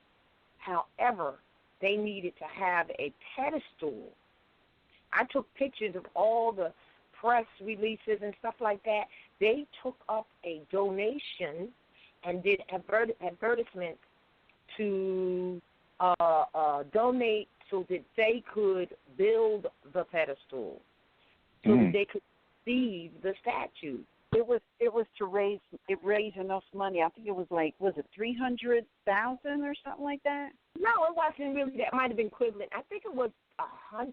No, well, I'm not sure. I got to look, but I know 100. Because they were short 300,000, and they did this donation drive. People bought subscriptions, and I think towards the end somebody made a huge donation. Yeah. That covered the rest. Right. But now also, in conjunction with your question and the fact that it's in New York, you got to look. Obviously, this is the geography of the waterways that got them there from where they were. So that's why in the congressional records, of which I put the picture out of the congressional records in the Biography of the Moors booklet, there are pictures of the original ghettos. The original ghettos was these immigrants who came by the boatloads and inundated the streets of New York. And then you got that movie called, what's it called? Gangs of New York. Right, right. This they is where show you in The Godfather. They even show you in The Godfather. Yes. That's why they came there to that part like that, because of that. Yes. And there's nothing but harbors there. For waterways. That's it. That's why the Statue of Liberty sits there, and they can begin to see it from a distance, They can see the statue, and, like that, and they see the islands and stuff like that, and they absolutely overpopulated what they call New York today, all of the islands. And that's so when you look at those 5 pillars, you can look at something that goes with each one. Conquest intent into Katera Davina, Pope Alexander. Okay. Then you look at the colony. They're colonists. They tell you stories all about that. And then you look at immigration. Now you go to You go to the congressional records, and they have it recorded that they immigrated in massive. They didn't have anything, when they came to. You know that, right? They came just. But what people need to understand is that these are the descendants, lineal descendants of the modern Europeans, the Slavics, who were brought here earlier on as slaves. Remember? They were brought by the British as slaves here. And they were in those forts or those colonies or those what you call companies, plantations, because you can read, they admit they were in plantations. So those people who were the original slaves, the people that came over through Ellis Island by the masses, are the lineal descendants of those Europeans who were not free, but who became free by way of the treaty and the, Constitution, come on over like that, you can sail the whatever. These are the descendants. And the reason they came is because they were actually able to be free because their grandparents and great-grandparents were not free here. That's why they didn't get it. You get it now? That makes sense. So the records that are kept in the museum on Ellis Island with the pictures and the names and the boat names, those particularly were the ancestors of the Slavics? Yes. Okay. Who came here to be free. See, you see what I'm saying? Because, it makes remember now, if you remember, because a lot of people miss this, go back and watch, I think it is Godfather 2, the second Godfather movie. Many of them didn't come over here with names. It is on Ellis Island that they were given a name. Okay, you're right. Wow. See how it comes together now? Yeah, it makes sense now. Because when I was in that room, I was like, man, this is weird because some of those, the tickets with the faces, or some of them didn't have names. Some of them had just faces. And I was like, that's weird, I got it. They also admit that they'll say, I'm trying to give a good example, that if they did have a, quote, name, they shortened it. Mm-hmm. You know what I mean? Like, or they changed it. Or they changed it. Well, they changed it in some manner or shortened it. Wisniewski became Wisness or something. I'm just saying. I'm just trying to give an example. They definitely changed it if they had one. But all of that happened right there. And as you said, some of them didn't have names anywhere, sign names right there. Yep. A lot of people today who are alleging to be Irish, they're not really Irish. They were given or altered. They were either given an Irish-sounding name, or they altered their appellation or completely changed it so that it would sound Irish. And this is a comedy movie that actually shows that. It's called The Matchmaker, and it's about this politician who's running for president, and he sends his assistant to Ireland to find out about his ancestors. And throughout the whole movie, they're looking. It's when she comes back to, like, Boston, and he's talking to his father. And he says, look, man, I went to Ireland to try to find our people. And the father looked at him and was like, yeah, well, you're never going to find them there because we changed our name when we came over here. We're not Irish. He was like Baltic or something like that. But a lot of them, they didn't have names, or they took on names, just like the sister said. Wow, I got it. Well, I really appreciate that information. It was interesting as well. I'm glad I had a chance to go and check it out. Wow. I'm not going to hold up the line. I appreciate that. That makes sense. I appreciate you affirming our experience and getting it for yourself and understanding what's really, really going on. It's powerful. Yeah, I got it. I really appreciate that. Did you notice that one of their reasons was commerce? That's why we tell people be careful about that. And and it also by having this very truthful foundation of truth. Don't think they don't know. They definitely know. You're able to speak the right words. You know what I'm saying? And realize all this other stuff they established doesn't really mean anything to you as the Aboriginal people. It doesn't mean anything to you, but it allows you to really get the foundation and to obtain the right words when doing your writs or whatever your position is. It really helps a lot. It really does. It really does. Man, I appreciate that. Well, look, I'm not going to hold you sisters up. Right. I appreciate y'all for everything y'all do. Peace and love. I enjoyed myself, and thank you so much, both of you. All right. Peace and love. Peace and love. All right. Peace and love. All right. All right. Caller 903-609. You're live on the air. Please state your appellation and Northwest of Mexico. Islam ladies, this is Nayawa Veronique Hawa-El. Islam. Good afternoon, Islam. You guys almost had me in tears over here. Okay, I don't even know which way to go because y'all pulled me in two different directions. Chief Warhorse.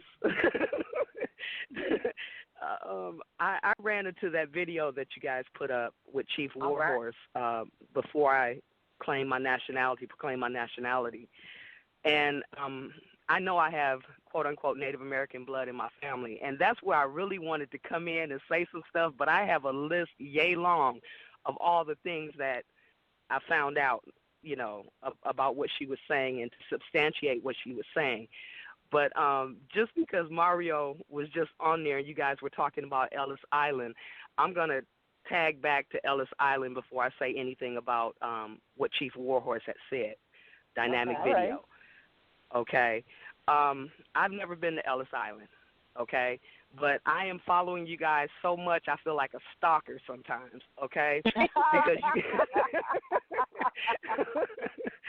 okay, you know, I just want to know the truth and to get what's mine, you know, like the Bible, like the church says, what God has for you is for you, okay? And they're without repentance. The gifts of God are without repentance. But so what I did this weekend when I got in, I'm back in the truck right now, so I can't really do too much right now. But when I got in a couple days ago, I went online and took the virtual tour for Ellis Island.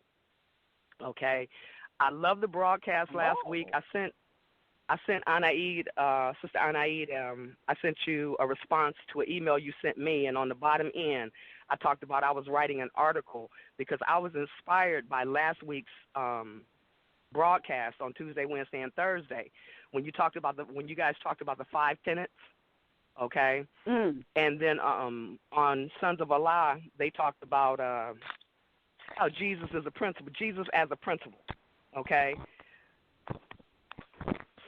What is it? Friday, Saturday, I went and took the virtual tour. And I'm going through and I'm looking for what you guys had discussed, but what I ran into was the 10 stops that they had along the way, okay? And what struck out to me was the last stop that they had on there on the virtual tour said the kissing post, okay? And when it said kissing post, I was like, wait, hold on. Didn't Judas betray Jesus with a kiss? And I took another look at it, okay? So I went through all the stages, and I'm still writing the article. I got a good rough draft aside from all the content in there. But I took those 10 steps, and I can literally see what you guys have been trying to tell us about who we are, reclaiming our nationality, our birthright, our Moorish nation, getting clear about our concepts, clearing out the mental cobwebs. I can also see when you look at Prophet Noble Drew Ali, and after his death, how there was infiltration in the temples. And it's an area in there, stop number 8, that says detainees. And I'm like, that's why we're stuck. It's too many detainees right now, okay? Because they haven't, just wait till I get finished doing this article because I can see this. All the steps that you guys have been telling us are right there. And the thing that I'm trying to bring out by doing this article and writing this thing out, I don't know where I'm going to put it. Or who I'm going to send it to, or what I'm going to do with it just yet. But what I'm trying to look at... RVBaypublications.com. Yes, ma'am, and thank you. I appreciate that, okay? I appreciate that. I needed a place for it. But what I'm looking at is that the same way the Europeans immigrated over here physically is the exact same thing that the Moors need to do mentally. Yes. Okay? So my thesis basically is we all got to go back to Ellis Island. okay? Because they put this stuff in plain sight. Like you saw the 5 tenets and related them back to the 5 principles of Moorish science from Noble Drew Ali. The 10 steps are exactly the same. And the last stairway before they hit our land is what y'all talk about when y'all talk about the degrees, okay? You know, being raised, so to speak. And if you guys go look at that tour, you're going to see exactly what I say because y'all know the concepts. You've cleaned out it, and y'all say stuff, and I'm like, damn, I'm saying the same thing that they're saying because I am constantly feeding myself this information because I have so much baggage that needs to be taken out from the past, okay? But that's what I want to bring to the table, and like I said, I got before you go on, when you say it's the same thing we need to do mentally because we don't we when you look at those 5 sentences that we're talking about, in the wording of them, they say claim, claim, claim, claim. And that's what it's about. All they did was made a claim. It doesn't mean it's a lawful claim. And so what Moors need to do is make their claim back to, you know, who they are. Not because they ain't come to Ellis Island, but I think seeing Ellis Island and seeing that allows for all the other stuff to drop off because the truth doesn't change nor pass away. It doesn't matter what they put on top of the truth. Well, one thing that you do know, and I think it will help us many more, is that these immigrants have no position to tell you they made a law because they don't have the power or authority to rule or have jurisdiction over you. And so then you go back with what your ancestors left, which was that scribed in the spirit and scribed in the spirit of the principles of civilization and civilization principles is the document, the Constitution, which was part of what they had to receive and still do when they come over, because if they were to follow that, and if we were to enforce it, none of us would be being molested by these other citizens, which are immigrants. That's what the whole thing is really about, to protect, secure, and preserve it.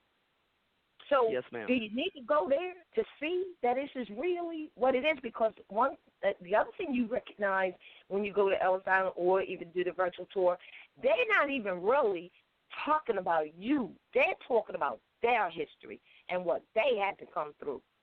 They're talking about you because you're in there, but they're not really recording that. They're talking about how they peopled this. It's called the peopling of the land. They're not talking about their land. They're talking about coming over on boat as immigrants and peopling another nation. They don't even hide it. It's in one of the principles there. They don't even hide that that's what they're doing. So if we see that, maybe it'll help us put things in perspective and say, you know, who we are and what has to be done is so very, very important. And it also leads to why, not just Prophet Noble Drew Ali, but many others have said we need to have our own schools so that we can tell the story from our perspective. And Chief Warhorse just kind of gave some of that history as well. And you could take each one of their tenets and go with it. Okay, conquest. Oh, that's the Intercatera Divina, because it said in the conquest that they came here to do commerce and also to convert people to their version of Christianity. I mean, they didn't hide it. But it's also in the Intercatera Divina where they extensively say if you don't, our God, whoever that is in their head, says we can kill you natives because you don't. You see?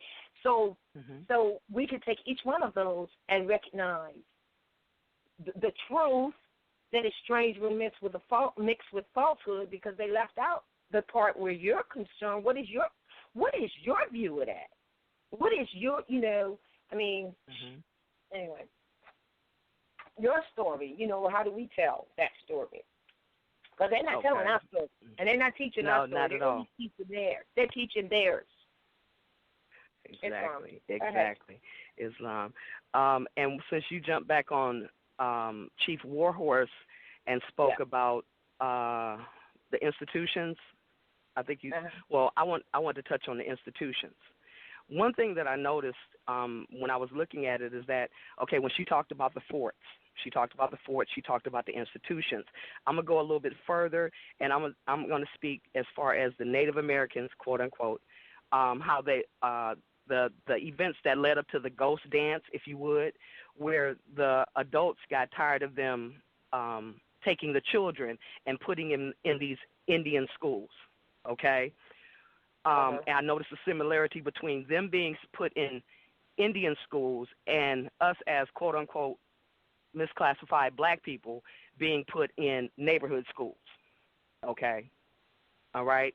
But I related that back to on the plantation. It's a similarity there. If you're saying that they were put into an institution type thing, talking about the Europeans that came over here based on what Chief Warhorse had said, then it's similar to what we consider a plantation, okay, yeah, where you put all the Caucasians, so to speak, in the big house. See, we got the paradigm flip. We got to flip the paradigm back over, okay?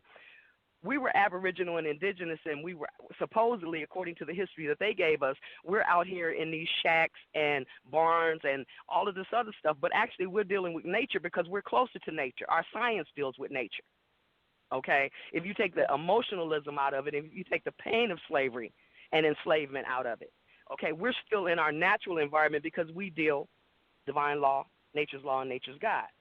And they, in that instance, are being put into this position of quote-unquote master in this house, which is literally just an institution. So you take that further on down the line, and you find school institutions that now we go to and get miseducation. But you still have to take everything back to the source of where it came from. They came to Egypt, to the universities, to learn the sciences that our ancestors gave. So, and President Obama, let me just interject, and President Obama of the United States of America admits that in his speech when he went to Egypt, and we booked that speech. He admits that. Mm-hmm. Yeah. Mm-hmm.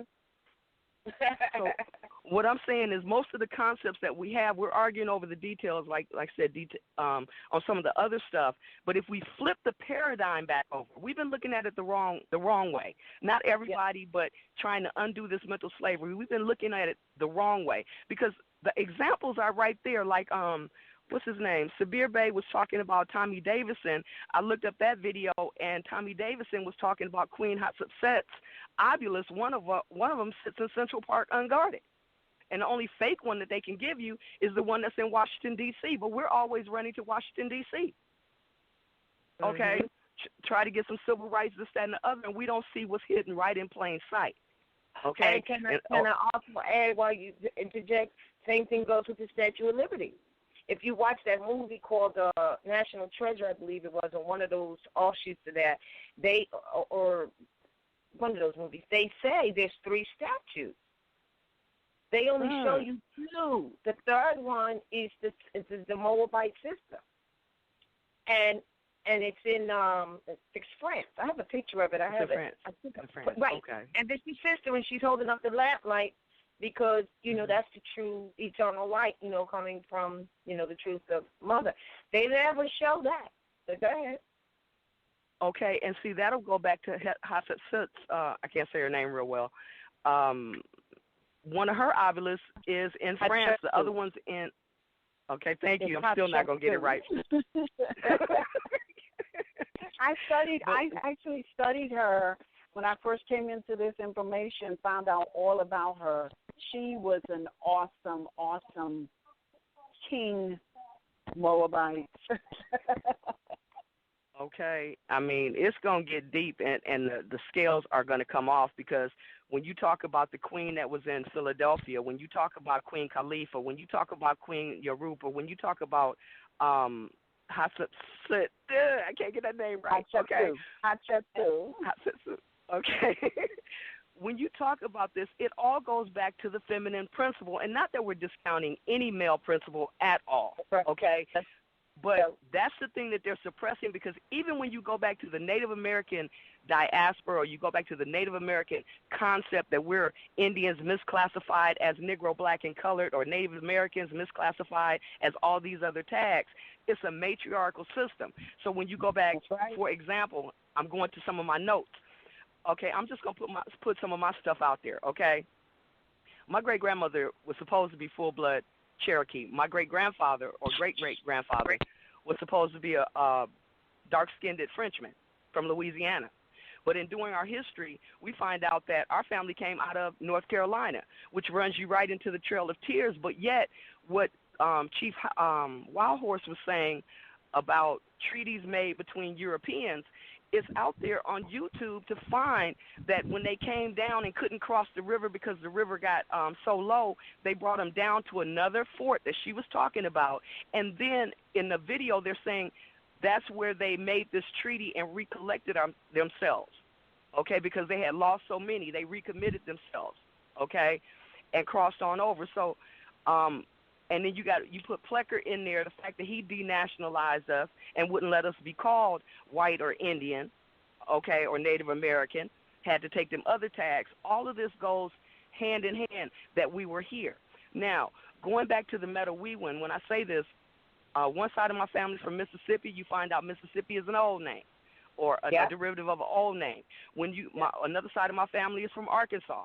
So when you go to Arkansas, we darn near own a county that's down there. Not that everybody's conscious, but it's so many of our relatives down there that you can't go down there and date anybody. Okay, so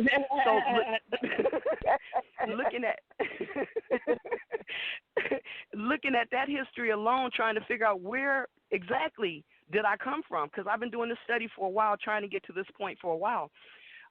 It comes to find out that there's a place between Missouri and Arkansas that there was a Native American dispute of it being someone's ancestral hunting grounds, okay? So looking at Arkansas as being a corporate construct, okay, it takes you back to the prophet who says, y'all came from Missouri. Now, let's hop a little bit further on that. I was born up north in Wisconsin, or near Wisconsin, I'll put it like that. So I ended up finding a group of people called the Metaweewins. I'm trying to find out who were the Native Americans up here, because everything up there is a Native American name, okay? That's right. And so, I went to Wikipedia because that's all I had at the time, and I found out something about the Metaweewin. When you open up that site and start clicking on some of them links that are in there, the first people you're going to see look like us. But that's then when you go a little bit further, it's a hand drawing of somebody with a big nose that look like he is, no offense to the Jewish people or the people that claiming to be Jews, a big nose, okay? Yeah. Italian, Jewish, European or whatever the case is. those okay. They supplanted themselves as that. My son did the book Who Are More Asiatics Americans, and I have it on the site as well. It was on the front page. It's now on Food for Thought, where they're talking about Massasoit and King Alexander, who his real appellation wasn't King Alexander. The modern Europeans called him that. Now, if we don't get these references straight, as we go through generations, they're going to lighten them up even more and more and more and more. You know what I'm saying? And we lose the reference point because they supplant themselves in our position. And the reference points are key. That's why I love Taj Tariq Bey, because he's making sure we get those reference points, okay? I'm a truck driver, so you need reference points to drive. And if we traveling, we mooring along, you need those reference points to get through here. But anyway, let me go back to this with the Metaweewin. When you look at the Metaweewin who were there and the whole city just seemed to put itself on top of them and they became a subgroup, you realize that something I heard when I was a kid, that the place where I'm from in Wisconsin is nothing but a suburb of Chicago, okay? Then you can go back to the fact that they're saying that, quote-unquote, Egyptian kings came over to Illinois to be buried. So you're looking at the same region. Now, flip that out, push that out a little bit more, push it back towards the south, okay? You go over to Iowa and look at their congressional records when they, became whatever they became, and you find out that in their land grant, it says that they were a territory of Wisconsin, okay? And in the same discussions that they were having in Iowa between their top people who were there at first, it tells you they knew democracy was coming. The proponents of democracy was coming. They knew the Pequots were coming. They didn't want the Pequots there because apparently the Pequots were some strong people, okay? Mm-hmm. But they didn't want to bar people like us from being there. Now, when you look in that record, you'll also see that they were having a discussion about not wanting to be like Kansas. So that'll take you back to the Kansas-Missouri Act. Now, here's the key point. We keep trying to say we came over here from Africa on a slave ship, in the bottom of a slave ship. If that's the case, where's the record that they transported your behind to Missouri? Since Missouri was already fighting about whether or not it was going to be a slave state or not a slave state, which tipped the balance, okay, between the Southern and the Northern. That's the first thing. Okay, what's the other one that comes down the line with that one? Well, yeah, you're right. Just listen to your family. Like even my father, peace be upon him, he tells stories, and like many others, they tell stories about their family down south, for instance, and they'll tell stories, and they'll say, yeah, my grandmother, my great-grandmother, she was quote-unquote an Indian, and I'm like, well, Dad, if that's the case, then you know you didn't come on a slave boat. It just doesn't make sense because as he's telling the stories and they have, like you were saying, much land that was already there for in the family, and you're going back into slavery time or before slavery time or in that area is proof positive, and just as Chief Warren said, that there's land records that show. So then you couldn't have came on a boat from Africa with that story at all, from what you're telling me, because your people were already here from what you're saying. We're already into the 1700s with your grandmother and great-grandmother. One of my grandfathers or great-grandfathers was born the same year Prophet Noble Drew Ali was born. Mm-hmm. Okay? You know, so that's not too far behind, but you got I have a reference point. There are other reference points that's here if we'll just take the scales off of our eyes, open our eyes up, and deal with the heart-wrenching truth.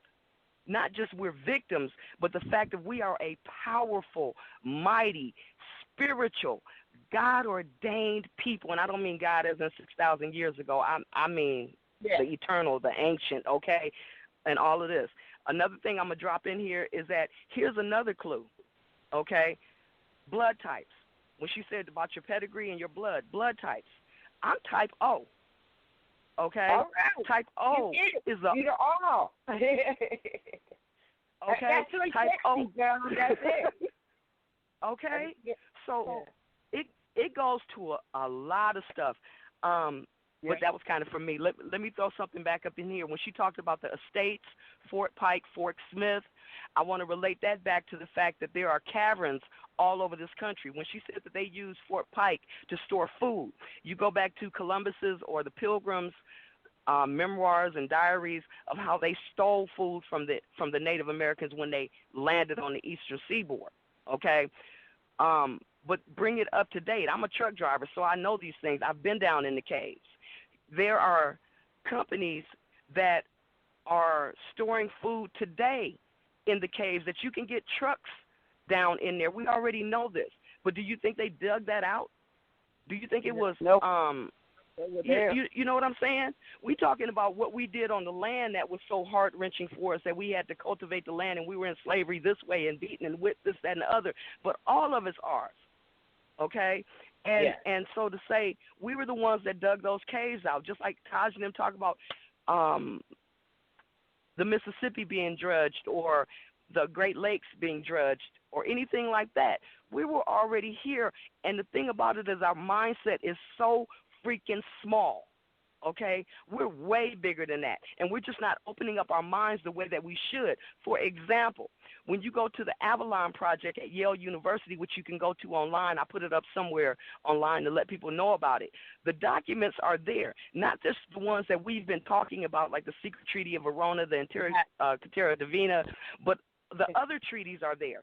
When the Secret Treaty of Verona talks about the, what's the name of that place? I'm sorry, I get... No, go ahead. Okay. When the Secret Treaty of Verona talks about the Monroe Doctrine, if you go back and look at the Monroe Doctrine, then you'll find out what they were dealing with. But if you look at all the treaties, you'll also find out what South American countries, the choices that they made based on the fact that the United States did not have a military force or a naval force at that point and still had to rely on Britain. All this takes away from the fact that we were brought here on a slave ship.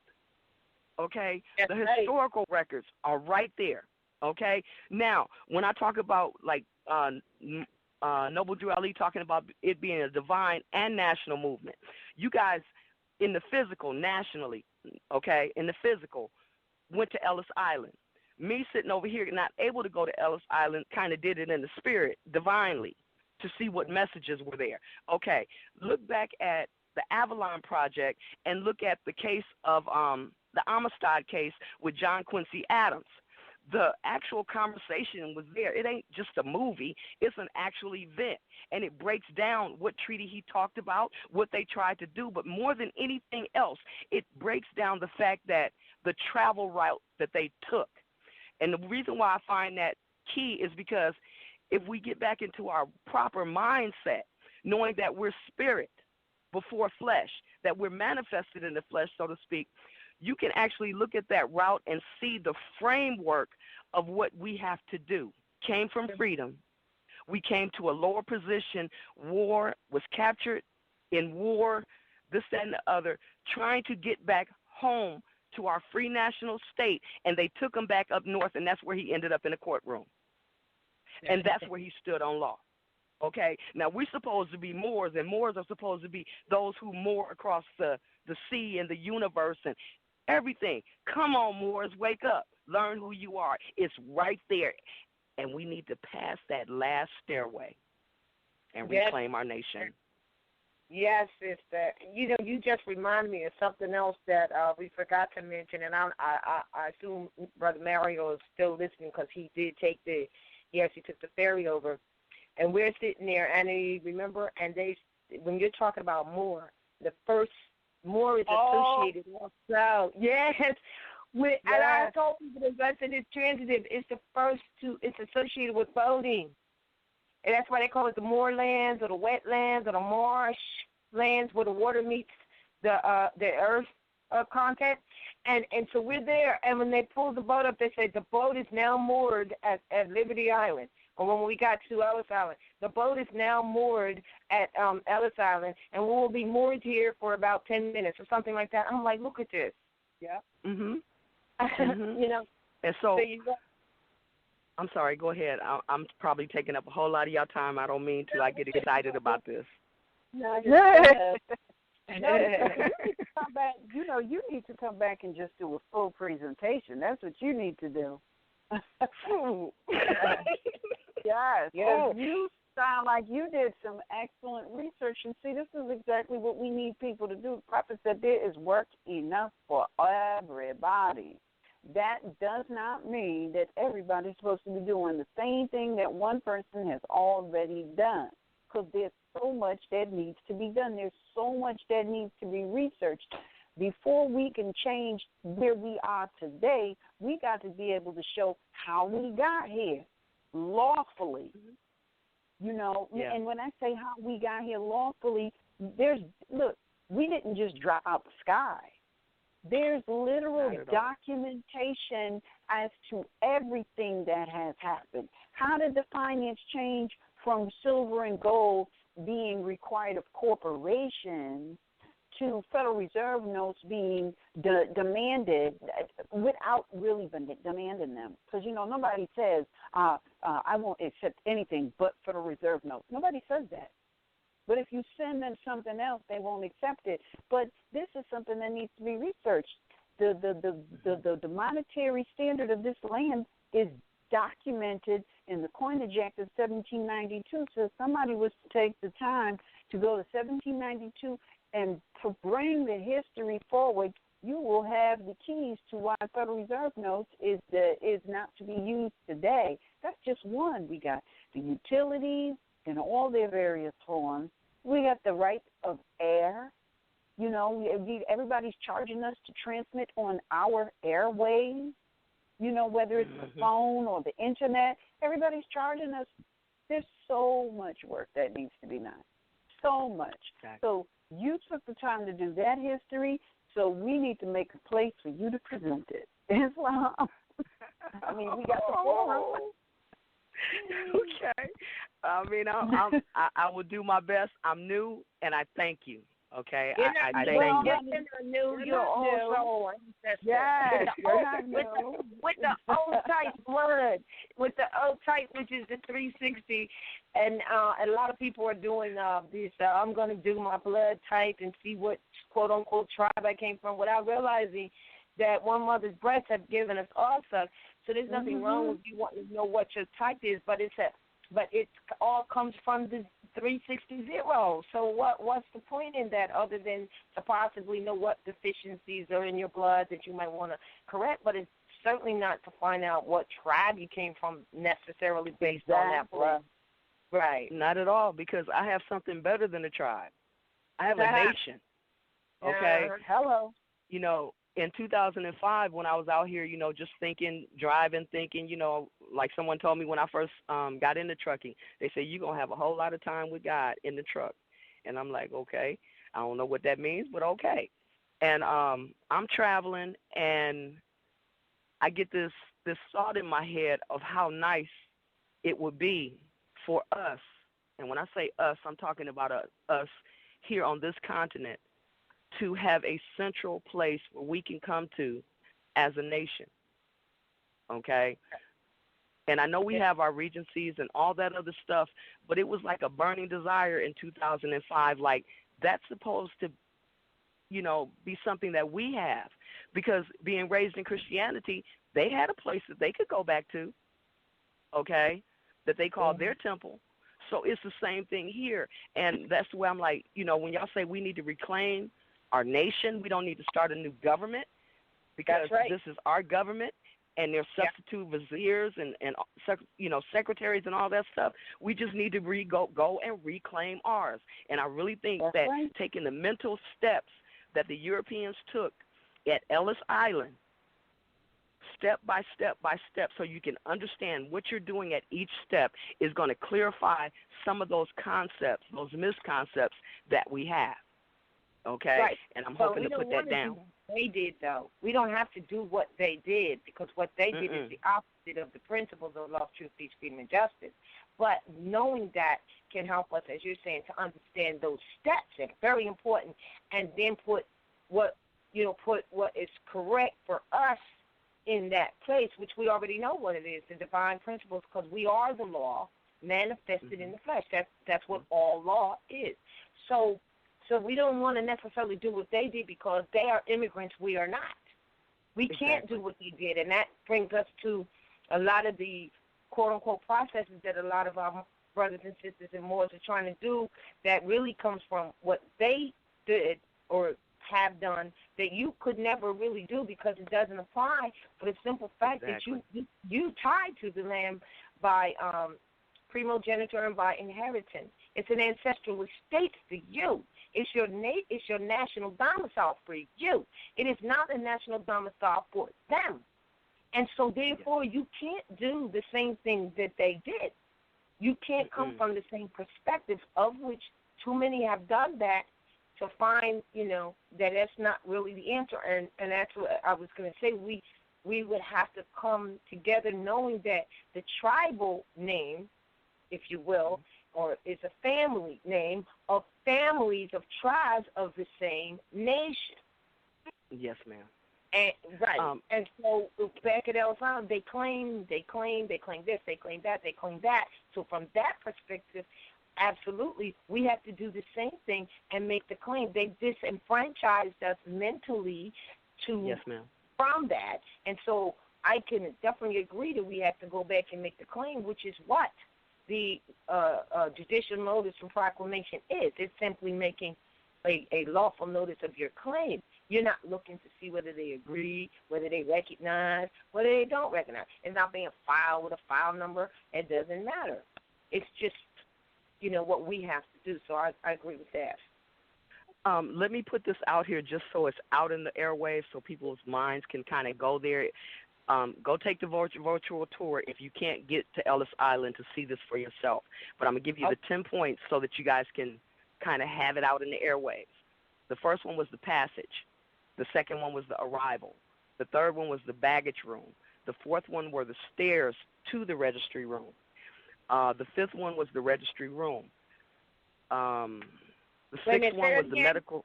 Wait a minute. Okay, I apologize. I couldn't find my paper that I was taking notes of. Oh, here it is. Okay, say that again because you said passage. You said arrival. Passage, arrival, baggage room. Okay. The stairs to the registry room. The registry room. The medical examination room. Okay. The legal inspection. The detainees. Number 9 is the stairs of separation, and that's ironic that that's number 9. Okay. And 10 is the kissing post. Okay. Now, what you just named was the processes they went through when they came here. What they didn't probably obviously show you, unless you can go back in and punch in peopling of the world. I think they call it was the peopling of the world or peopling of the land, Annie. Which one was it? Oh my gosh. The people. Just put in the peopling.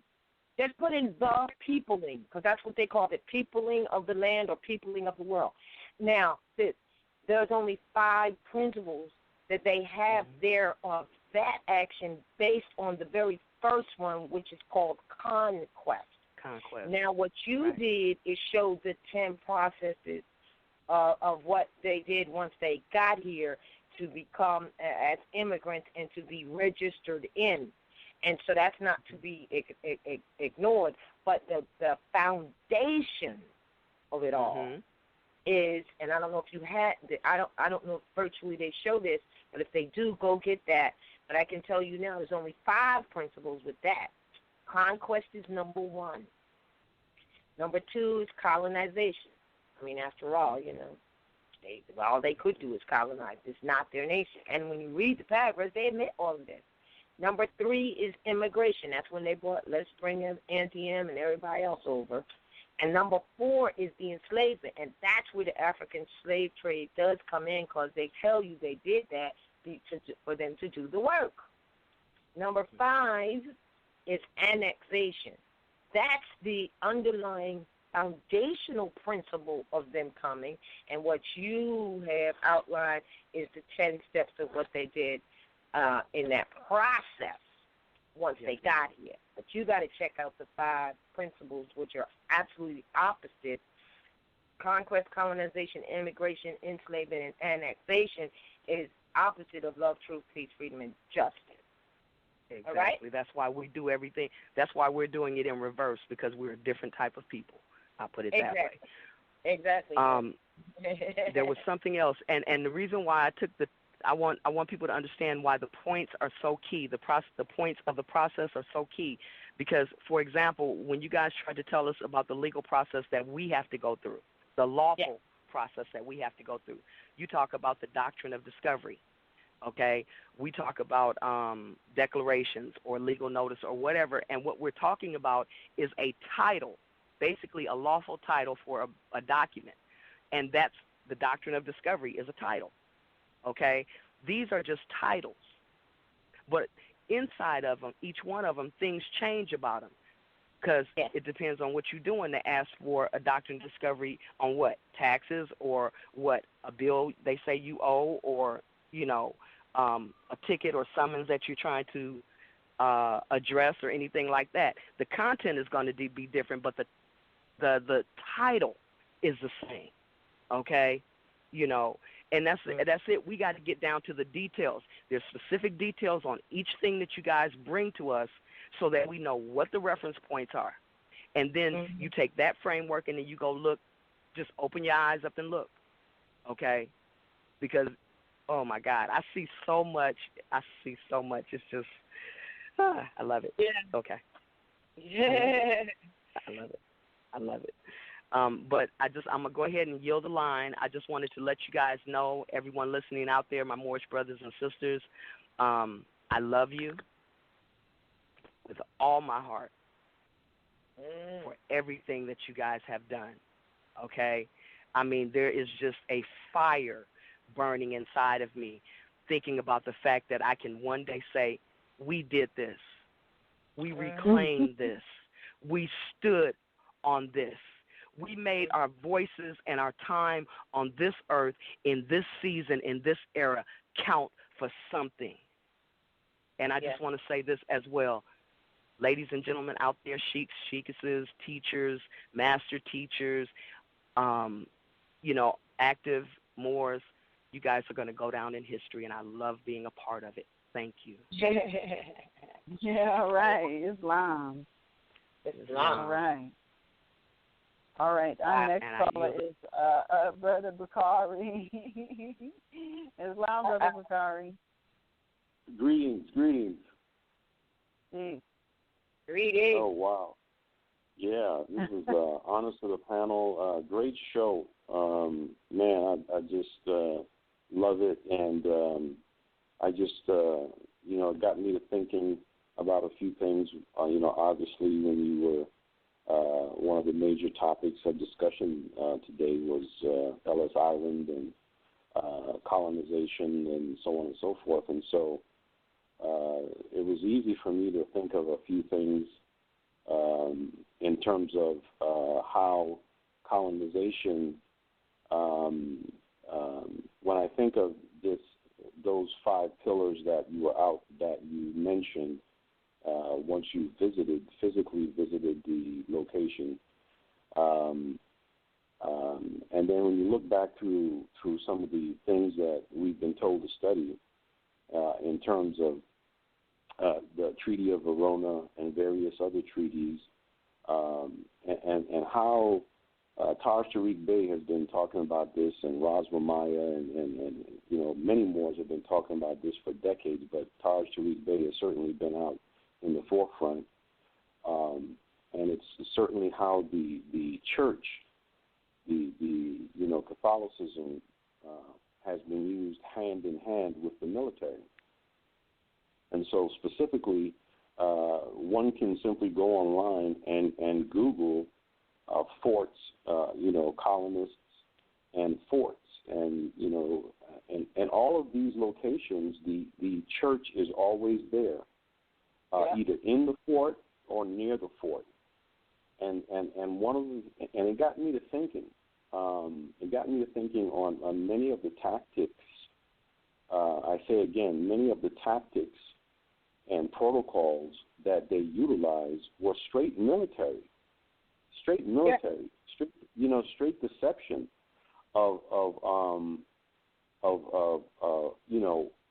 how they would utilize weaknesses, and this is one of the big things that I like to talk about, is why Moors have to stop this foolishness, and we have to put an end to this, tribal mentality. There's, certainly nothing wrong with, respecting the, tribe, but you can't defend approximately, let's just say, if we're just going to talk about northwest of Mexico, you can't defend 2,959,064 square miles with a tribe. That takes a nation. And that is one of the, one of the reasons why we are in this position today. And so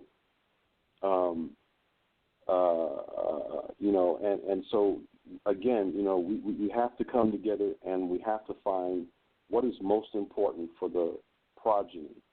What do we need to do to secure for the progeny? What brings us together? And it's really sad when you continually hear people who call into shows and they always want to point out the differences, which are simply things that take place over periods of time but have nothing to do, with the bloodline of the people. Yeah, we've been all over the planet. We've been all over the globe, and some of our tribes have gone to various different locations at various different times. But when you look the same, and even when you have have this high degree of melanin, and there's this distinct resemblance, regardless of what continent you are going to speak on, or regardless of what tribe, like you have to open up your mind. And speaking of opening up the mind, when I heard Anna E. talk about this, the issues, with how our minds have been clouded, I look back at some of the things that were done. And one of the things that were done, thank goodness, again to R.V. Bay Publications, because it was there that I first read the story of Pocahontas, so-called, Pocahontas. Yeah. And how many times had they done that?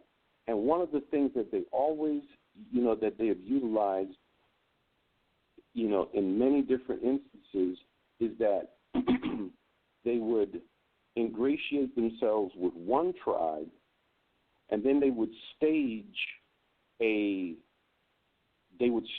something to make another tribe look like another tribe has broken a treaty. Yeah. And then then after they've done that, then they would ingratiate themselves with the matriarch of the other tribe, and then they would kill her off, and then they would take possession of the land or the resources. This is something that they've done very often, and then what they do is immediately after doing that, then they set up that fort, or then they build that new building on the same location, those mounds, or or that sacred ground. And I think that once people, I think that this, and I'll end here briefly or shortly. I think that one of the things that this particular topic shows is how many different things that, how many different ways is that these modern Europeans have utilized the colonization to separate our family. And not only have they done it, to our people, but they've done it to their own people. Other Europeans have also suffered at the hands of the colonists who came here to Northwest Amexem. And so, in closing, I just wanted to thank you all for your wonderful, wonderful work.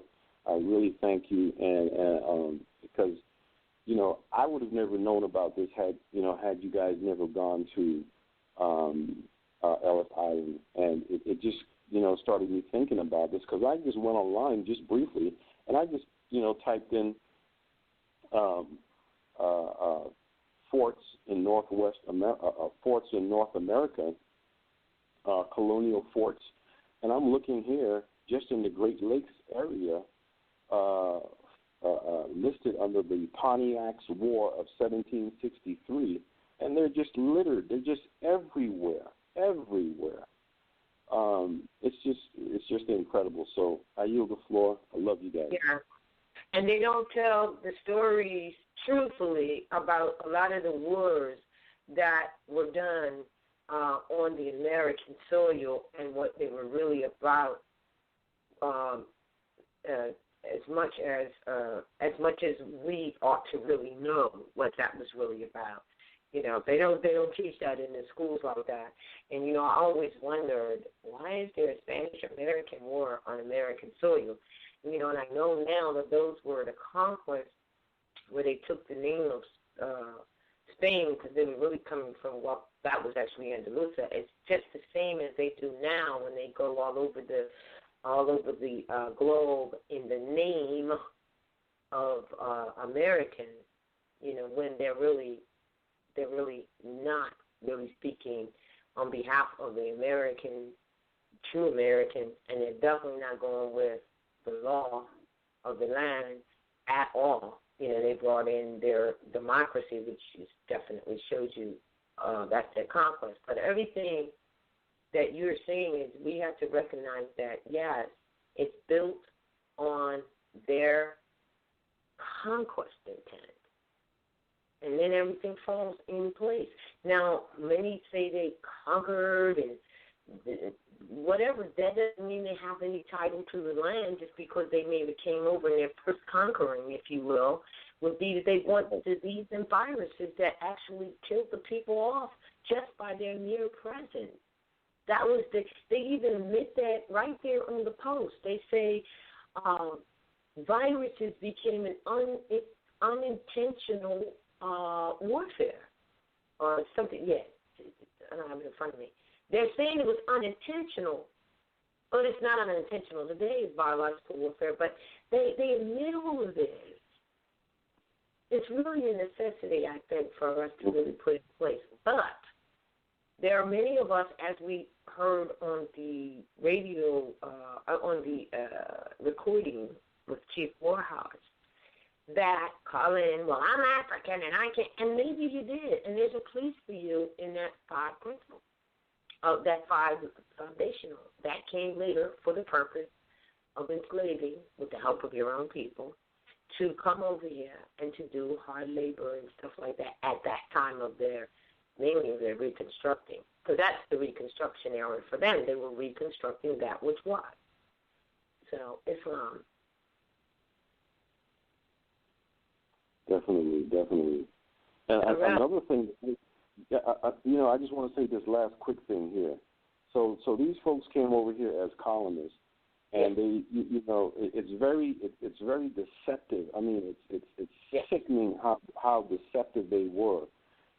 So they crafted this story using religion, and that is a big key in terms of what they did. Is how they utilized religion to capture the minds of people, to say that they're bringing God over here. But that's why the Constitution says there's no religious peace to eradicate all that. But you're right. In the name of Christianity and religion, that's what they did. Yes. Yeah. Yes. And the main thing, Islam, that I want people to understand is that when you read these 5 basic pillars, it's pay close attention to claim. Everything was they claim. That's why we're saying it's about you making your claim. Simple as that, first and foremost, because if you don't do that, then nothing else really matters. Islam. Thank you. All right, Islam. So we got maybe time for maybe 2 more callers. We'll caller 215421. You're live on the air. Please state your application at Northwest American. Yes, and you got your phone and your computer sound going at the same time. Are you there? Islam, caller 215. All right. Caller 901-365. You're live on the air. Please state your appellation at Northwest Mexico. Islam, this is Martino from Northwest Mexico, Memphis, Tennessee area. Yes. Yes, I met Ross Morale last week with Mario. Oh, yeah, you were with Mario. Yes, peace, brother. Yes. Yes. When y'all was talking about earlier about the people of the world, the people of the land, was the people of America, and they had the 4 exhibits. But I was calling to thank you for the books that you gave me for going up there to New York. Yes. And I appreciated everything. I'm glad I met you in person. Oh, you're welcome. You're welcome. I'm glad you brought yourself up and Brother Mario. I'm glad you took that trip with him. And Anna Eve, let me just say this because Anna Eve may not know this because you guys made it clear to me when you were there at the class at New York. Anna Eve, this is the brother, Martino, is the brother who wrote to you, who came on the show and who emailed you and said that he was in Tennessee and he didn't know anyone and you connected him with Mario. This is the same brother. He came down with him. All right. I remember. Yeah. Yes. Yeah. Mhm. Yes, thank y'all very much. I'll be listening to y'all every week. All right. Thank you. Okay. Yes. Bye-bye. Thank Bye-bye. you so much. Peace and love. Yes. Peace. Peace. All right. All right. Well, that concludes this broadcast of Sisters Standing on Law. Make sure and catch us on Tuesday for Principles of Nationality in Action at 9:30 p.m. and Morris Heritage and History School. Wednesday, we will be there in the flesh. Doors open at 6:30. Class begins at 7:30. Peace and love to all.